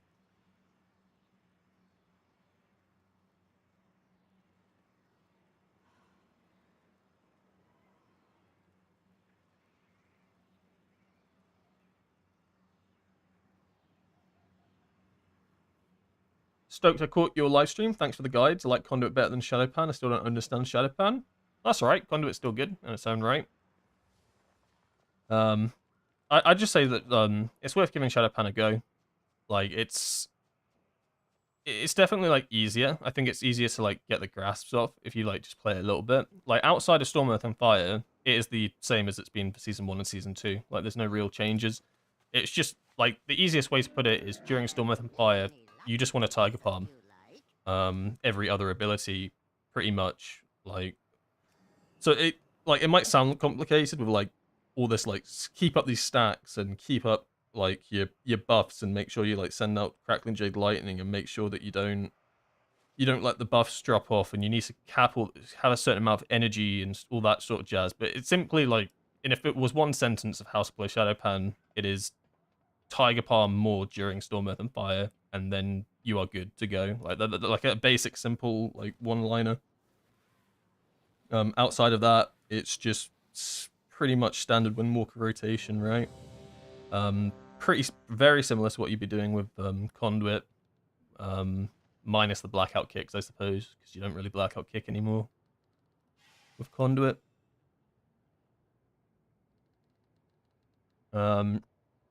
Slicing Winds builds Sims 4% higher for me with 712 eye level. I wonder, should I start collecting haste gear to change the standard Shadowpan build, or just keep going what Sims tell me? I'd always go what the Sims tell me. Like, haste isn't a big factor in playing the normal Shadowpan build. I know it looks like I have a lot right now, like at 31%, but that's only because I just got a brand new ring, and it simmed better with the new ring that has like 7k haste on it. Previously, I was running this ring, which was a fair bit less haste. It was like 4 or 5k less haste, and it's still viable. I just had more versatility and stuff. Orb. Don't even remember still being in this group. I guess they just requeued. Snaring shadows. I literally don't even remember. I'm just here.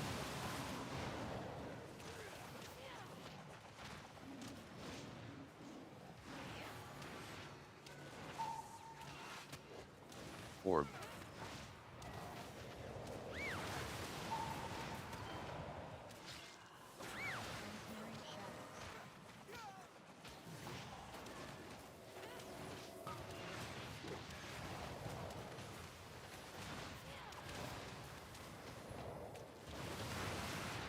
And this time I am gonna save the Storm Earth and Fire.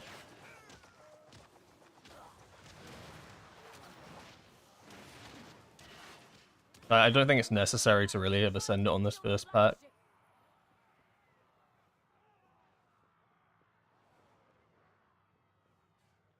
I've been trying to weave in Tiger Palm between every ability outside of Storm, Earth, and Fire. No, you don't really need to do that. The Tiger Palm rule for like outside is just to make sure that you, obviously you are pressing it if you don't have enough chi to send out an ability, right?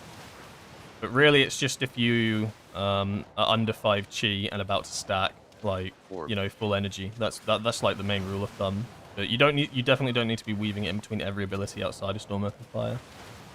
Because then you're just going to be like, I guess, energy starved, but also not using a lot of your big chi spenders.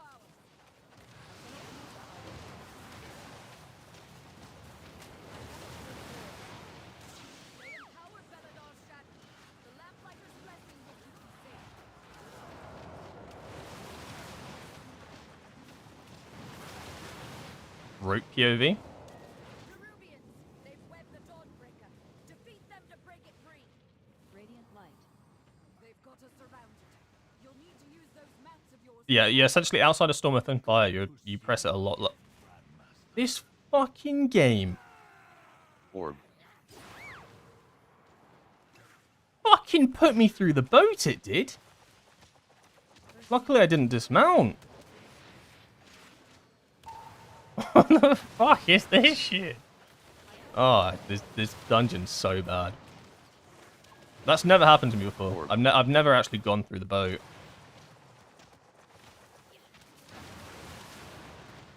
It's a good experience, fun experience. I want it to happen like the MDI and stuff. Because then things actually get brought to attention. Like, they won't fix it, but they'll make them look stupid, and they should look stupid. If you like, you shouldn't bring back dungeons that are mega buggy. So like, if this was my keystone, and my keystone got bricked because, you know, my tank fell through the floor twice or whatever, it's not fun. I'm not having a good time, and that's just the game being like, just fix it. Or if you can't fix it, which is probably the actual reason why it's still buggy, don't bring it back? Question mark? Is that crazy?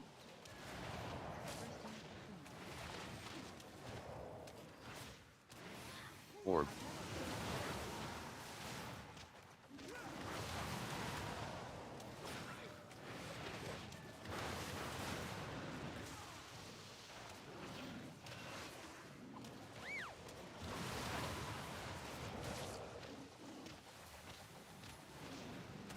Orb.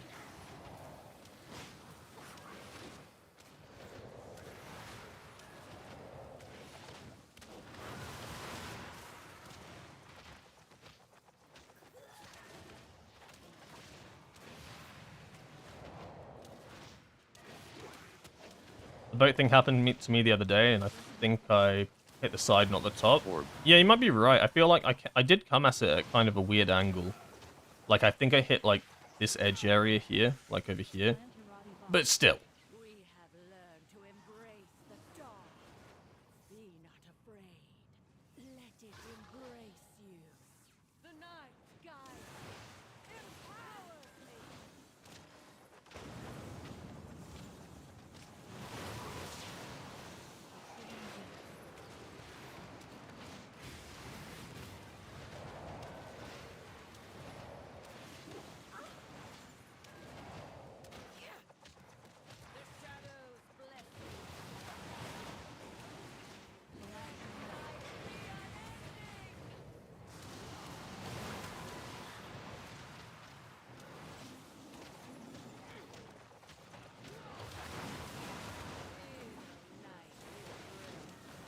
Orb.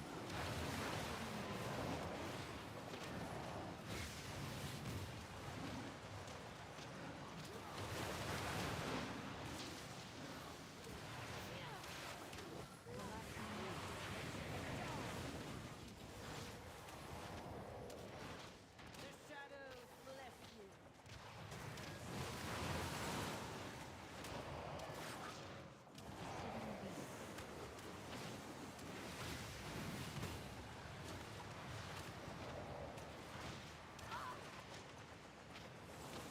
So far, so good in this boss. It feels a bit better than the last run.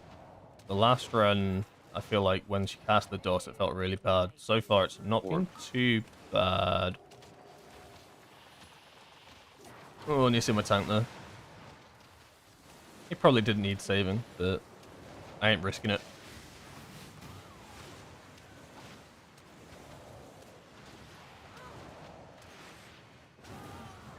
Cooldowns actually line up quite nicely for this, because I'm going to send out cooldowns again, and then they'll all be back up for the next pack once we finish this boss. So we're on a quite like good cooldown 1 minute 30s at the moment for this dungeon, but everything's just lining up nicely.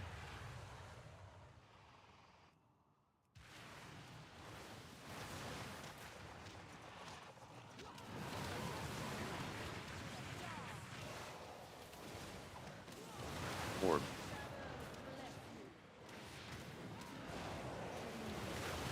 Orb.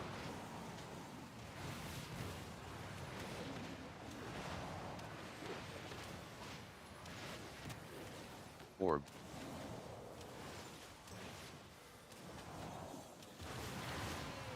Night's embrace. Orb. Orb.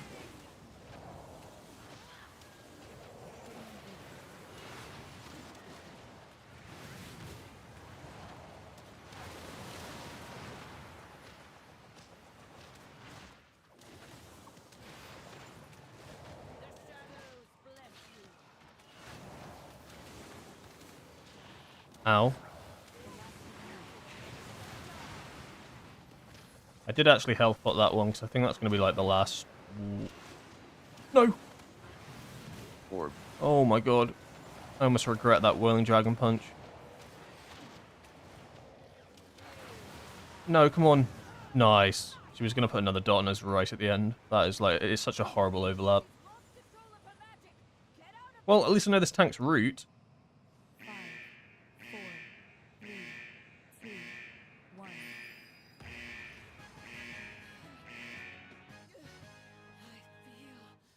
Is the Nether Prism WeakAura posted on the Discord? No, actually, because it was custom made for me by Sia from the Peak of Serenity Discord server. I'm sure there's probably some on WoW, whatever you call it, Wagio. But he made this one for me on the PTR. Orb.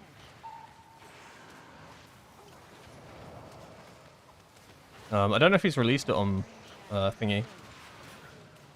Maybe. I'll ask him. Orb. Orb. Basically, because I'm like super like inept at WeakAuras. I have no idea what's going on with WeakAuras at all, and how to like make them or edit them or anything like that. Like I have a basic understanding. He like spent 5 minutes and then just made me one. It's important to track how many it is important to know how many stacks you're on, as well as how long you have it. Like, maybe how long the cooldown is it doesn't matter too much, because you're always popping with Zoo in, so it lasts the entire time. Well, more or less. But knowing how many stacks you're on is pretty important, I'd say.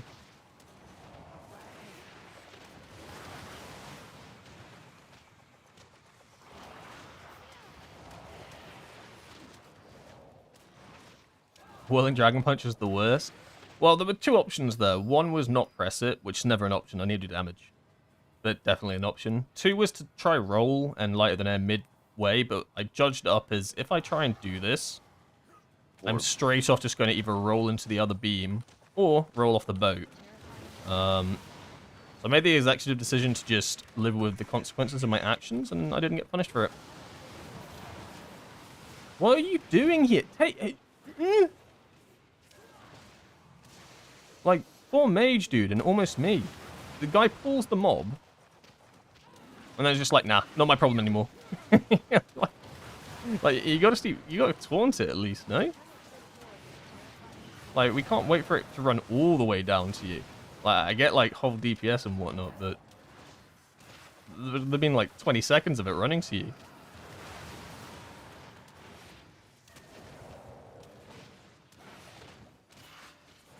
Better the mage than me, though. Orb.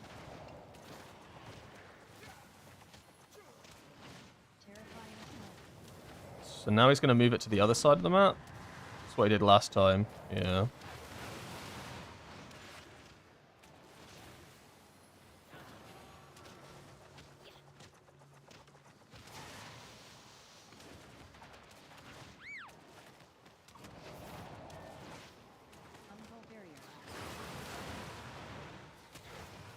Orb.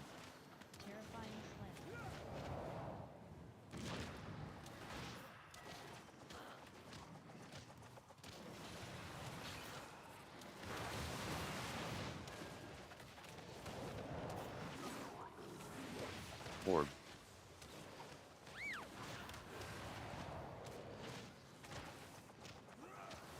Is there any reason to take the Versa enchant for the weapon? It's funny you mentioned that, because I literally put the Versa weapon on, enchant for my weapon on yesterday. And the reason I did it is because the Sims told me to. Like, it's just straight up comes to that. It turns out that, because I had a fair bit of Versa before, but I dropped a ring for another ring, I lost a lot of versatility, and versatility is not that, like, it's quite good for Shadow Pam. So to balance it out, the Sims were just essentially like, right. Like, what is this? I swear to God, tanks. Like, what compels someone to pull it here, like, pull it deep into the crevice of the thing?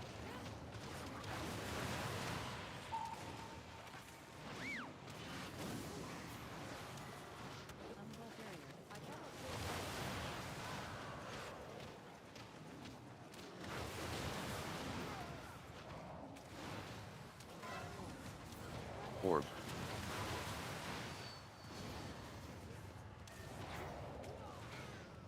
Orb. Yeah, so I guess my answer would just be, like, is there a reason, like, generally, is there a reason to ever change enchants or anything like that? It's just if it sims better. Orb.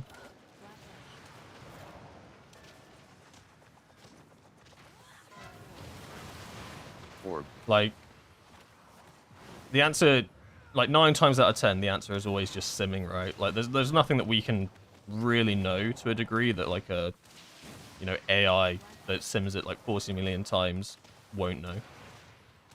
Like, there are situations and stuff where, like, my good example of this was Dimensius, right? Like, where a sim cannot actually help you in, like, working out what you should do. And that was in the fact that you run double unused trinkets, right? In every simulation, double unused trinkets suck. And you shouldn't run them compared to, like, running a active and passive trinket. But for Dimensius, because of how the fight works, it is just better to do this. So that's, like, one of those situations where, like, the sim actually isn't correct. But, like, 9 times out of 10. Orb. Orb. So this is where the tank died last time. Orb. I trust in his ability.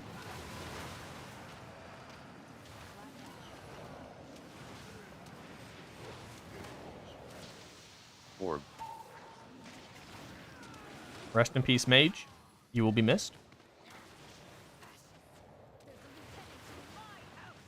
Orb.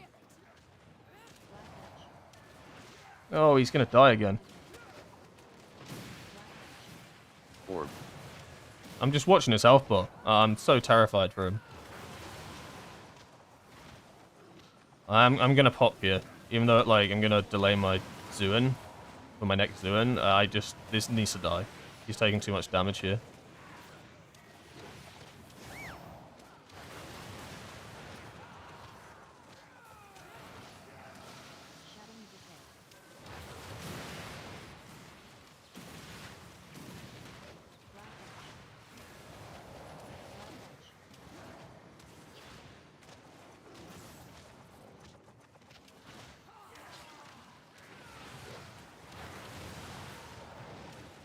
Okay, better Orb. progress than the last time. Oh, you're gonna hit me with that just as we finish. Okay. Oh no, don't let this cast. Jesus Christ, I would have died for sure. So are we going to the boss? We're going to do his trash pack.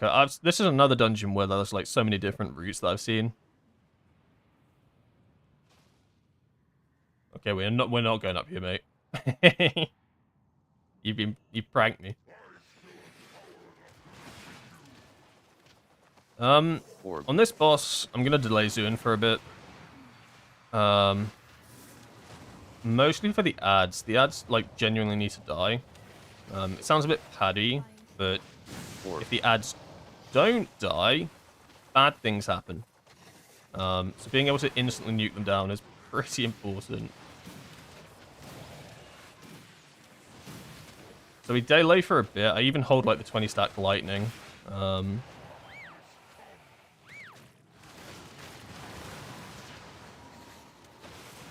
Just to nuke them down, because if they start casting and things go iffy, it's just bad news bears. So like even with all my burst, right, they're still alive for a bit. Oh my fucking god, what is this damage? That's not even the AoE. Orb. That's not good.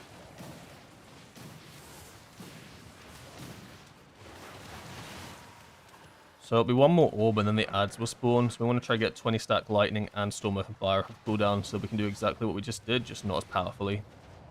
The ads will stay alive a bit longer here. Ow.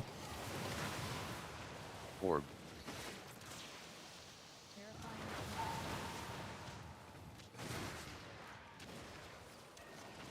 Orb.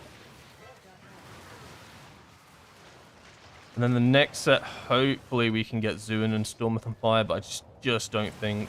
No, it won't line up well, so... Ow. Next set, we're kind of relying on everyone else to kill the ads, I'll be honest. Let's hope they pull through. I trust them. I can give them one Crackling Jade Lightning, and maybe a Flurry Strikes for good luck. Alright, no Flurry Strike. Well, I will get a Flurry Strike, but...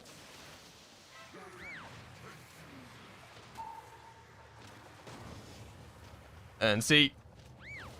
They don't really die very well.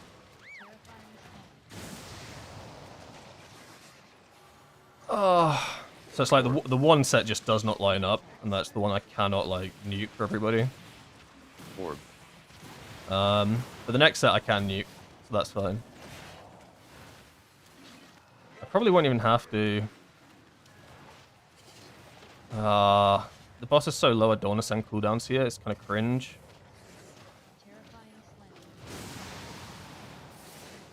Nah, just kill the boss. Kill the boss. I'm not sending anything. I want them for the next trash pack. It'll be a waste to send them on the ads here.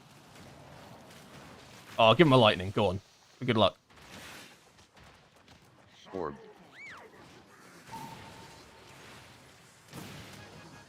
If I send my cooldowns there, I lose like literally almost the entirety of the cooldown, and then I have nothing for this, so...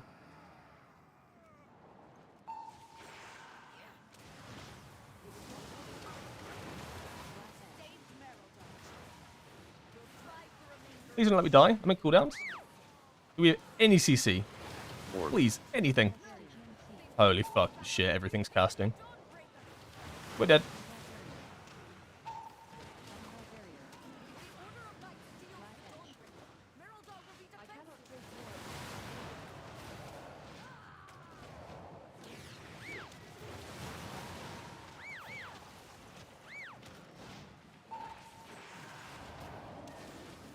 Oh, fuck me. Your survival. I did my duty on that pull. I'll be honest. I did. It was the best time to die, if I had to die there. I guess. Good to see you again, Grandmaster. Black edge. Oh my god, I almost landed in a black edge. Plus, I didn't really lose too much from dying there, because I expended all my cooldowns, and I lost maybe 2 stacks in Nether Prism, so, yeah, could be worse. Could be better. Could have not died, but here's what it is.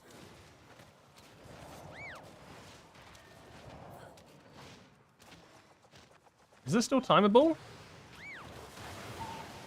I'm less confident in this one than I was in the Halls of Atonement.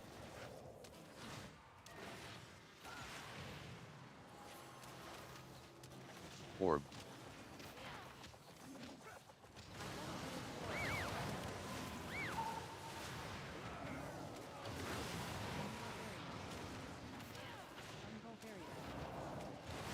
Orb.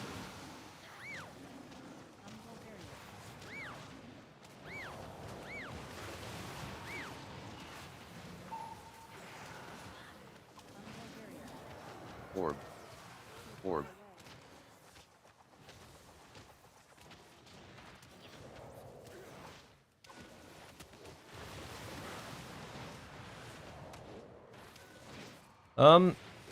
So we kill this pack. We have enough time, right? Okay, time's not an issue. Orb. I was kind of milking that a little bit. The issue is the next trash pack. Like, it's a lot more dangerous than you Orb. think. Well, you probably know. Like, once it starts casting those purple circles, people just drop, right? Once it starts summoning ads, people just drop. If we can get past that without, like, I don't know, a couple of deaths, we'll be alright. So the last boss is, in quotation marks, free. If you just be good. I don't know. So I'm going to hold Zoo in here until it summons the ads, because things get out of control very quickly. So I need damage for, like, the ads and stuff.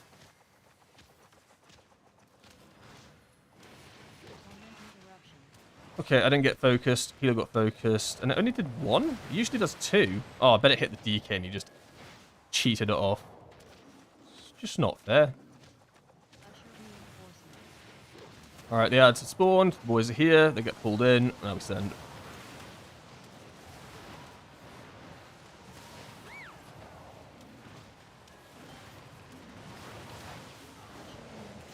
Orb. More of the boys have arrived.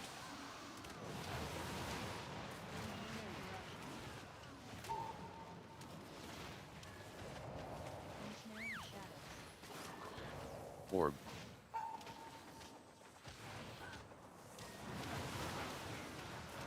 If it summons one more set, I'll storm Earth and Fire. If it doesn't, I won't.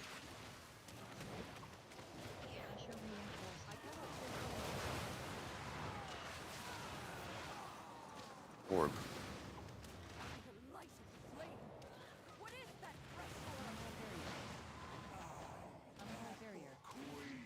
Orb.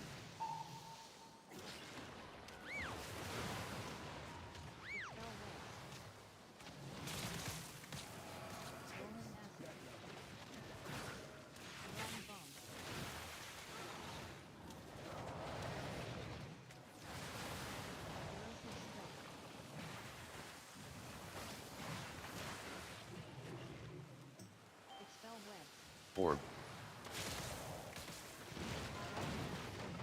Someone needs to get that one over there. Is anyone? Okay. Oh, no, please, my stacks!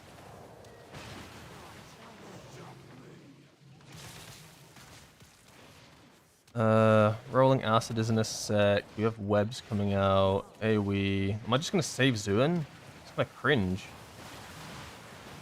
It hasn't lined up very nicely, I'll be honest. No, it has not lined up very nicely. Orb. Oh my god! Barrels? You doing barrels? I'll do barrels. Yeah, if I sent cooldowns out there, it just doesn't line up very nicely. It's fine. But I probably will lose a set of cooldowns on this boss because of it. Where am I flying? Yeah? Yeah, this is easily timeable. And I think I'm pretty OP for this boss as well. Not damage-wise, I mean tech-wise. Transcendence really useful. Spatial Rift really useful as well. Hey, thank you, Schmob, for the follow. Great name. That's so satisfying to say. Schmob.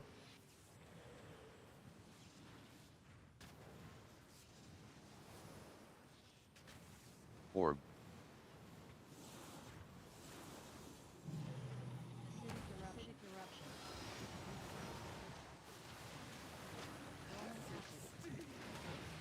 Orb.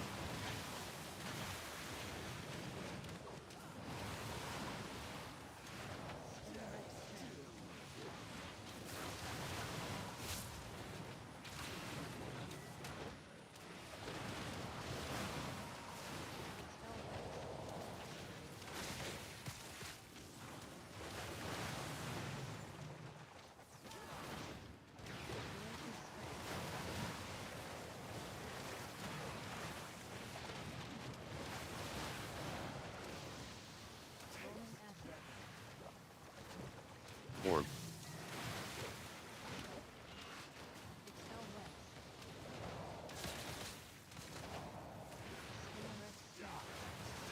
I've got no mechanics this fight so far.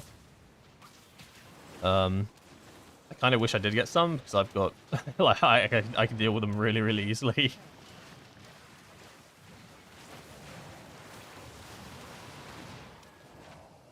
Orb. Maybe we get the web here.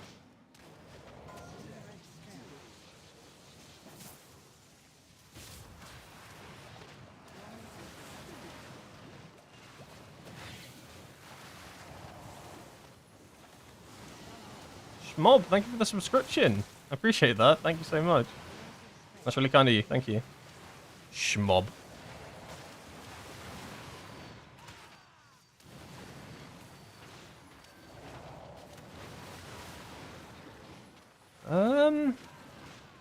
Do I get the web here? Now we just spatial rift this one. Uh-oh. I simply wish you had lasted a little longer. Now I know what you're thinking. Freeze frame. How have I ended up in this position? See, sometimes you need to make a dungeon interesting. Like, is a dungeon really thrilling unless you do something fucking stupid on the last boss? Like, is anyone's heart rate really going when it's just like free, you know? You got 2 minutes left on the timer. It's so chill. Everybody's panicking. They're like, the fucking Windwalker has it. Ah! So, in my defense, I've done a lot of damage this dungeon, so I'm allowed this one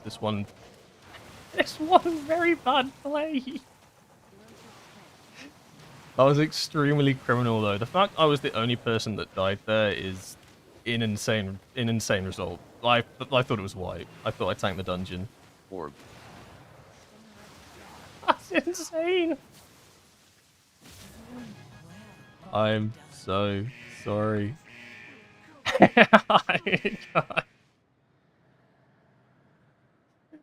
Oh my god. What was that?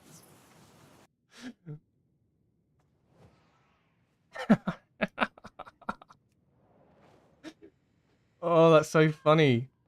And there I was like flexing like, look at this, Windwalker's so good, I can transcendence, I can spatial rift. It's because I stood on top of a web and I panicked that I was going to die to the hit and the thing, so I was like, right, I'll spatial rift real quick. It was a little bit too quickly. I'm just glad no one else died. I deserved to die in that one, but when I saw the DK's health drop and everyone's, I was like, I've wiped this group. It's so bad. Never punished. That wasn't even a transcendent. That was a spatial rift. Oh my god, that's so funny. But for now, enjoy your victory.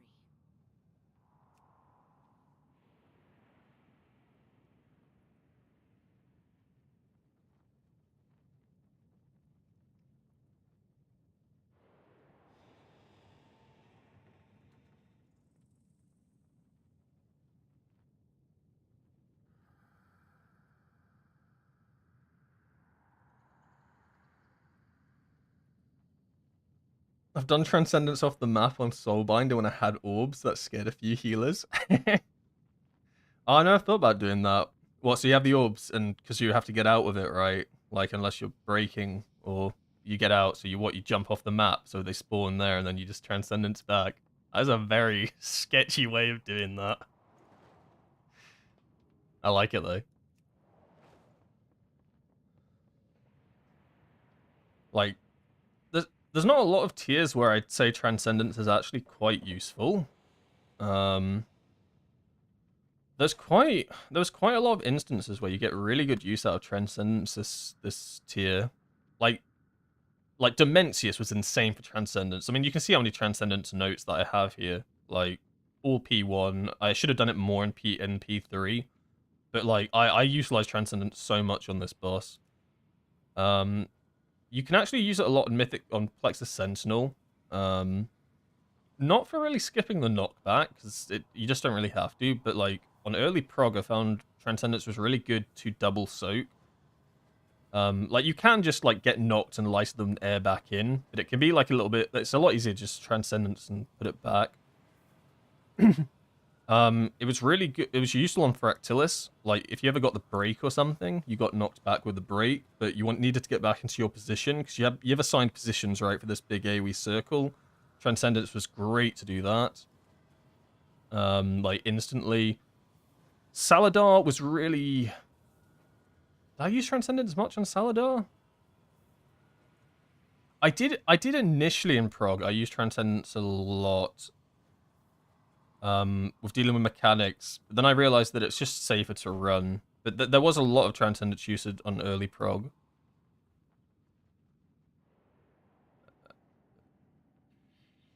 Araz, you can Transcendence to your pylon and stuff, preset things up. I mean, like, compared to, like, other tiers and stuff where, like the only real use of Transcendence in a lot of situations was, like, just to get back to something a little bit faster, and there's not a lot of bosses. Like, you get a lot of use of Transcendence this tier.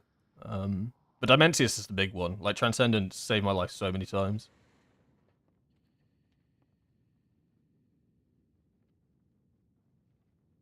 Interesting uses of Transcendence for fun and interesting dungeons to extend your enjoyment of the season.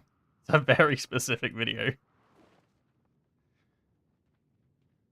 I wish I kept better, like, catalogs of all my footage, because I'd love to do, like, a actual degenerate messing up throwing dungeon compilation, but I don't really have, like, video clips of that saved and stuff. Because trust me, like, I make so many mistakes, and like, I feel like the mistakes I make aren't, like, subtle mistakes. They are just things like that you just witnessed, where I will just jump back in with a mechanic and almost wipe the key. There's, like, no in-between. Any plans on doing boss guides for Windwalker this tier? Yeah, I said it yesterday. I'm gonna do, like, a stream in the next few days, now that I've downed everything, where I'm just gonna go through every single boss on stream and walk through it. If you have questions for that particular boss, like, you know, because I think that's always a good thing, like, because I always come from my perspective, but if anyone has questions, like, let's say you have a question for Soulbinder that you want answering, like, why did I do this and that, it's easy to answer. And then if you can't catch the stream or whatever, I'm just make them all into, like, quotation, I guess, boss guides, but they'll be more like boss discussions, like why I did things here. So that sort of thing, rather than just me talking through it. I think maybe that will be better. I don't know. I think just do it all at once. Because I haven't done it as we've gone through the tier this time, but I'd like to bounce, like, thoughts off. I think it's an okay time to do it as well, because, like, bosses get nerfed and changed all the time, right? So if I did, like, a Raz Ritual Forge guide, a Raz Ritual Forge, that's a fucking trinket. If I did a Raz guide when we downed him, within, like, 2 days, the strategy for that boss would have changed, and that would have been completely pointless you watching, which kind of sucks. That's always the issue with boss guides, right? Is you put out a boss guide, and then eventually that boss guide, like, gets completely demolished. Like, Mugsy's the greatest example of this, right? Like, my boss guide for Mugsy, compared to what you did on Mugsy by the end of it, completely different fights. So I think it's probably a good time, now that they've put out their, like, Dimensius nerfs and stuff, they've nerfed a few of the bosses. It's probably a good time to go through it. So maybe on the weekend, I'll just go through everything. We'll have a Q&A. The amount of times I died on Dimensius because I fat-fingered rolls embarrassing. Yeah, me too. What happened to me, and I did it twice, because the first time I didn't realize it worked like this, the second time my brain lagged, is if you cast Crackling Jade Lightning, you lock onto that target, right? And I was aware of this, right? You face the target, you Crackling Jade Lightning them. However, when I pressed roll, like, because I press roll by holding A and D if I want to roll sideways, and if I'm facing a target, then I want to roll sideways, I press A. For some reason, because I pressed it during the Crackling Jade Lightning or something, like at the very end, because I had to get out to place a thing, it does it forward. Like when I held down D or A, it just rolled me forward. I think it's because you're locked in a direction animation. Maybe I'm tweaking. I just want to try it out and see if I'm tweaking or not. But essentially I did it twice. So I would be trying to roll left, and I just rolled straight off the platform. And that was fun. That was good.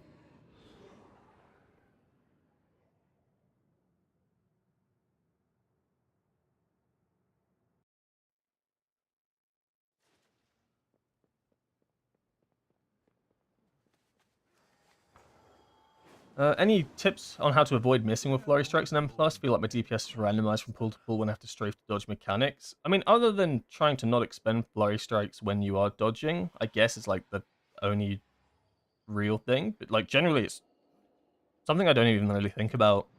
Like if I'm dodging mechanic and I'm shooting out a Flurry Strike, it just happens. I don't like preemptively think to myself, I'm dodging right now, but I'm setting out a Flurry Strike. You know, like that's something I don't really think about. So I wouldn't worry about it too much, but like if you did want to like try and avoid that, it's just if you need to dodge, don't expend, right?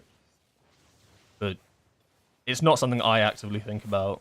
Like I'm dodging, don't send now, or don't dodge whilst I'm mid flurry strike or whatever. Like I guess like the only instance of that I would is I guess like bosses or like situations where you know a mechanic's incoming, right? It's not like a split-second dodge, right? Like where you have to dodge and your flow strike's already coming out. That mini-boss that we just did, the one that puts a massive circle around the tank, right? The purple one, the one in the castle. If I'm like one hit off a flurry strike and I see that come in, I don't press Tiger Palm then I'll just roll out, jump back in, then Tiger Palm. So I guess that is like the only time I think about it actively. But like for reaction dodges and stuff, it just is what it is. Yeah, let's see if I'm crazy.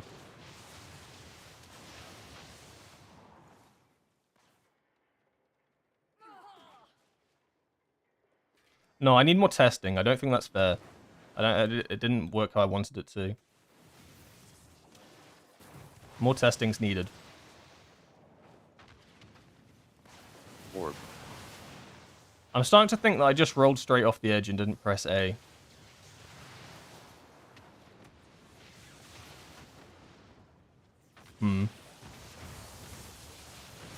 Let's pretend I didn't say anything about Dimensius. We'll just move on. But TLDR, you don't get locked into a roll direction from Crackling Jade Lightning. Then I guess I just didn't press the button. Okay, wait, no, hold on. Let me try this. I hit it with Crackling Jade Lightning, then I roll.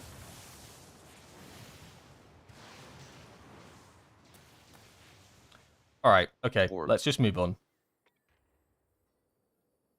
Just don't tell my raid leader. Because I told him that you get locked into an animation with Crackling Jade Lightning, and that's why I rolled off the edge. Turns out that I just didn't press the button.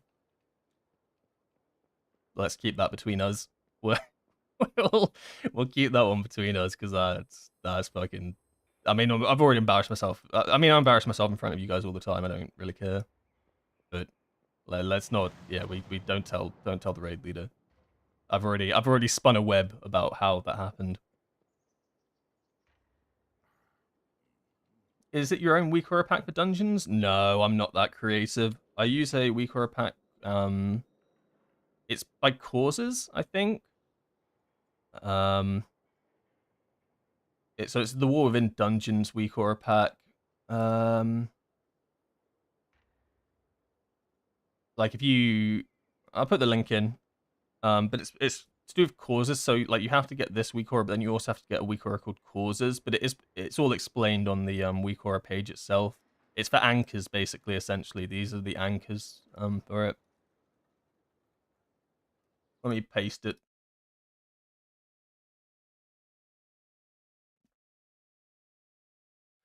Is it possible to get my liquid reminder note for raid? Yeah, of course. I post all of them in my Discord. The channel was called Dungeon and Raid, but I realized that's a little bit confusing, so I renamed it today to... It's now a channel called Raid Reminders and Tips, which makes a lot more sense. The only ones I haven't done are Nexus King and Dimensius. Nexus King because I don't even know. I just didn't do it. Like, I haven't posted... I mean, I have them. I just haven't posted it. And Dimensius because I only downed it yesterday, right? So I'll try post those soon. The thing with Nexus King is, I was trying to explain it yesterday, is that it'll need some like tips with it, like, or not tips, some understanding that the reason there's like nothing, there's not much in the first half here is because everything is kind of reactive defensive wise. Like, reactive defense is so important here. It's like, so you can't really preset, I'm going to use diffuse magic here, I'm going to use fortifying brew. It has to be based on what mechanics you get during the first part, and then it's a lot more structured at the end. Whereas Dimensius is structured the entire way through. It is the longest note I've ever made in my life. It is disgusting. Like just look at this thing. Some of it's maybe over the top. Like, you probably don't need reminders of every crackling jade lightning, of every invoke Zuin and Storm Earth and Fire maybe, but every defensive is so important to be pressed on certain timers and stuff. But it's also important to be aware that this is specific for the comp we ran and stuff, and when I needed defensives. The thing about Dimensius is there's a lot of big damage points where you do need defensives, but sometimes it shifts depending on what your healers have assigned for where. So it like cooldowns, like actual offensive cooldowns. I think all my active offensive cooldowns are absolutely fine, and I'm happy with them. But the defensive ones, it's like, it's a good baseline, but potentially you might want to diffuse magic 5 seconds later. Because I don't diffuse magic for this big shattered space thing, because I realized through progression that I kept dying at this one point here with this Dark Matter knockback combo.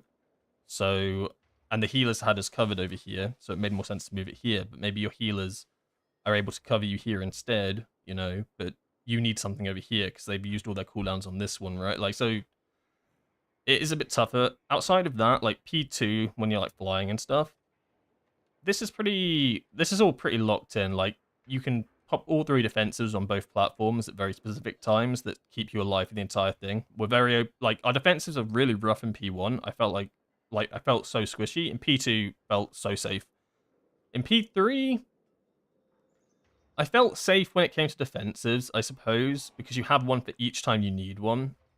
P1, you will learn, if like when you get to Dimensius, if you're on Dimensius, like, Windwalkers take a lot of damage. Like when we don't have a defensive, it is like actual. It feels horrendous. Like I've never felt so scared for my character's life. Like I've never felt so squishy. Like even during like Fort Bruise and stuff, like the damage this boss did was nuts. But I'll go more into it when I talk about the bosses and stuff. How's Nexus King and Dimensius as a Windwalker? Because I personally had to play my DK for the prog, and I was switching back to Windwalker soon. I think for Nexus King, it's a really competitive spec. I think, like, you don't do a lot of damage in the P1, really. Because there's a lot of movement for melee, so melee do suffer a little bit. Ranged, obviously, have a bit of an easier time. I think they do anyway. Like, there's a lot of movement from everybody, but I think, like, it's a little bit tougher as a melee, depending on sequences and stuff. The intermission is really good for Windwalker. We do a load of damage to all the ads and everything, and the damage amp and stuff is really good as well. So I think Nexus King is actually quite a strong fight for Windwalker. It's Dimensius, though. I feel like Dimensius is such a kind of a weak fight. Like, in P1, you're not hitting half of the targets that spawn, right? Like, that first burst, like, at the start of the pull, like, there's 3 ads and the boss that you're able to hit. With Shadow Pan, you do no damage to the ads because you need to ramp. You need to, like, do consistent damage. You do nothing. As Conduit, even though you got good burst, the ads are dead before you even get truly into your burst. And then every set of ads that spawn, you're only really ever hitting 1. Like, realistically, 1 in the boss, ideally. Where other specs can hit, like range and stuff like that, can hit all 3. So, like, you feel so far behind in P1. In P2, you start catching up a little bit. As Shadowpan, like, you super catch up, because Crackling Jade Lightning just carries Flurry Strikes. It's really good. Conduit's much better if you want to be, like, nuking down the mini-boss, but we found, like, eventually we had to hold damage and stuff, so I felt there was no need, like, we had enough damage, basically. It made no sense to go Conduit for the platforms. And then in P3, once again, I felt like I was lacking. I think the strongest hero talent would be Conduit for P3, for sure. But it would also, it's just so sketchy, right? Like, just the idea of slicing winds and stuff with, like, 8 black holes around you. You have to have such specific movement. It, like, I said it earlier, but Lock and Stock last year, where you had to dodge the rockets and stuff, and they had the conveyor belts, people dropped slicing winds on that fight, even though it was probably stronger, because just the slight movement that you did from it could put you in a really awkward situation. Well, now imagine that as you have to take it on a fight that is so much tighter for movement. Like, the smallest misstep, you're dead. But you have to send it on cooldown, essentially, to get to actually do damage, right? So that was my biggest worry with Conduit. And I'm not saying it's not possible. Like, it's definitely possible. But in my opinion, Shadowpan's just safer to play the fight on. The only downside is that you won't do as much in P3, which is when damage is most important.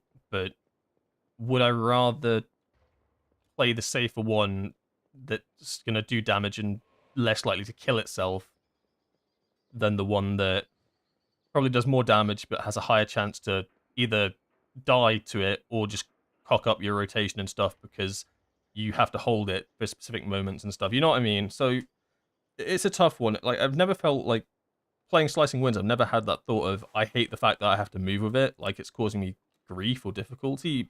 Dimensius and Nexus King changed that. Like, every other boss I played Conduit on, it's fine, you know, like, whatever. But movement is so tight on those bosses.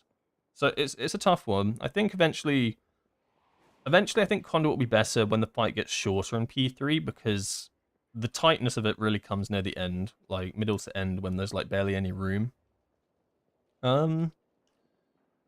So yeah, and eventually like the fight will get shorter because more damage and stuff like that. So it'll be easier to play without, you know, slicing windsing yourself into a black hole, clipping the boss, slicing windsing during a gravity, and going outside the gravity. Just stuff like that. The hitbox on Dimensius is criminal. Yeah, I mean, I was so sketched like the entire time with those black holes and stuff. I mean, they decrease the size of the black holes, but they still feel big. Dimensius, wider than he looks. Wider than he looks. Yeah, that's gonna be about it for me today. I just wanted to do a bit of Mythic Plus, hang out, chat. We did alright on keys, I think. Did we? Yeah, we got some 16s. Yeah. That's good. Someone in my guild's already doing 18s. They play a mage, though. That's kind of cheating, right? Like, if you play a mage, I think you've automatically unlocked 18s. DK as well, automatically unlocked 17s. Who's this Windwalker pushing 16s? Oh my god, he's crazy. Soon I'll be there. We'll get there. Best Mythic Plus trinket combo for Windwalker. I'm a diehard Nether Prism enjoyer, so I think the setup that I'm rocking is the best. Nether Prism and Antenna, I think. I just personally like it the most. I've seen a lot of people, like high-end Windwalkers that play Conduit, play Lily and Antenna, which is also pretty good. Like, they'll do about the same thing. I suppose the downside to Nether Prism is if you die, you lose all your stacks, and then your burst window is going to be pretty low. Like, it's going to suck a lot, especially as Conduit, right? Like, Conduit excels so much from getting a big amp with its burst. And Antenna is like the best passive trinket. In second place, maybe a pacemaker. But the active trinkets, you have like quite a lot of choices. You have Lily, you have Nether Prism, you have a Raz Ritual Forge if you want to play like 2 minutes. There's the other one, the Mythic Plus one, the crit one. Oh, what's it called? Idol? Idol's good, right? Idol does uncapped AoE damage in a big area around you. It gives you a huge amount of crit.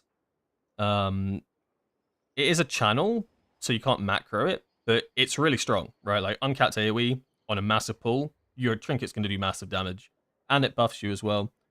I don't have one myself, but once I get one, I want to try running Nether Prism and Idol, and seeing. I kind of want to try it in the sense that I'd cast Nether Prism with Zuin, and then on my off cooldown, like Storm Earth and Fires, the one outside of Zuin, then I'd send the Idol. I want to see how that works, because the fact that the trinket alone can do a ton of damage to all the ads around you, and then give you a massive amount of crits on demand with cooldowns, that kind of sounds appealing to me. That sounds strong. Like Antenna's good, but sometimes you get the orbs at times you don't want the orbs, right? Sometimes you get the orbs at like fuck knows what time. Sometimes you can't collect an orb because you have to move out of something, you know? And if you don't get the orbs, this trinket's, what is it? It's an agility stat stick, right? So there's the downside of the antenna, but what if I had an active trinket that gave me a ton of crit on demand and did massive AoE damage? That sounds kind of nice. So eventually my goal is going to be try get an idol and just have a mess around with it. Yeah, there was a bunch of like trinket combinations that I just like rung off the top of my head. Any one of those is like playable and good. Wouldn't it be better at first pull to go idle instead of Nether Prism? Yes, yeah, I know you are right. It would be better to go idle instead of Nether Prism and then skip one on the second pull and then go Nether Prism on the third pull, or you know what I mean, like third set of cooldowns. But yeah, no, you're right. Yeah, then you would actually do damage on pull.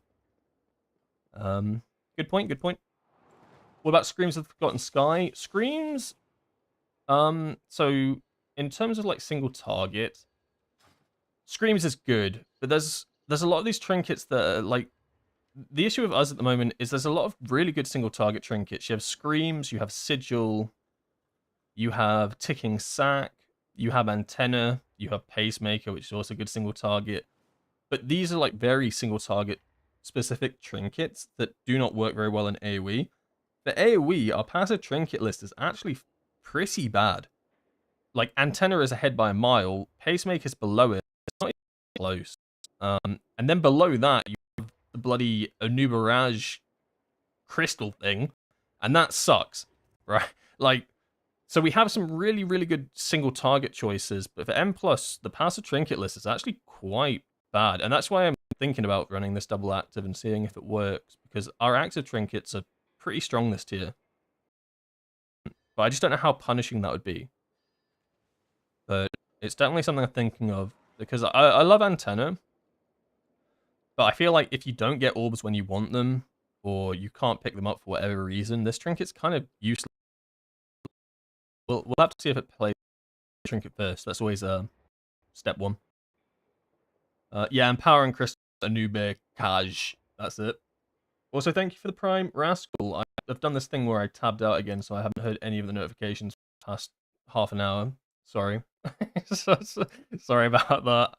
It's because I was responding on Twitch in the chat. Yeah, that'll be it for me today. What are we on Friday? I probably will do the boss thing on Sunday. I'll prep it tomorrow, so I'll get all the footage and stuff, like the recordings and whatnot. And then I'll probably do a stream on Sunday where we look through all the bosses, and then probably do some M+ or something like that, something chill. So if you're interested in asking any questions, because I'll post them all to YouTube, so if you can't watch it, they'll be on YouTube at some point following. If you have any questions about specific bosses, Sunday, probably same time as today, like midday-ish my time. What time is that for you? I don't know. Whatever time I came on today will be what I come on Sunday. Yeah, thanks for tuning in. Good dungeons, good chatting. Yeah, have a lovely Friday. Bye-bye.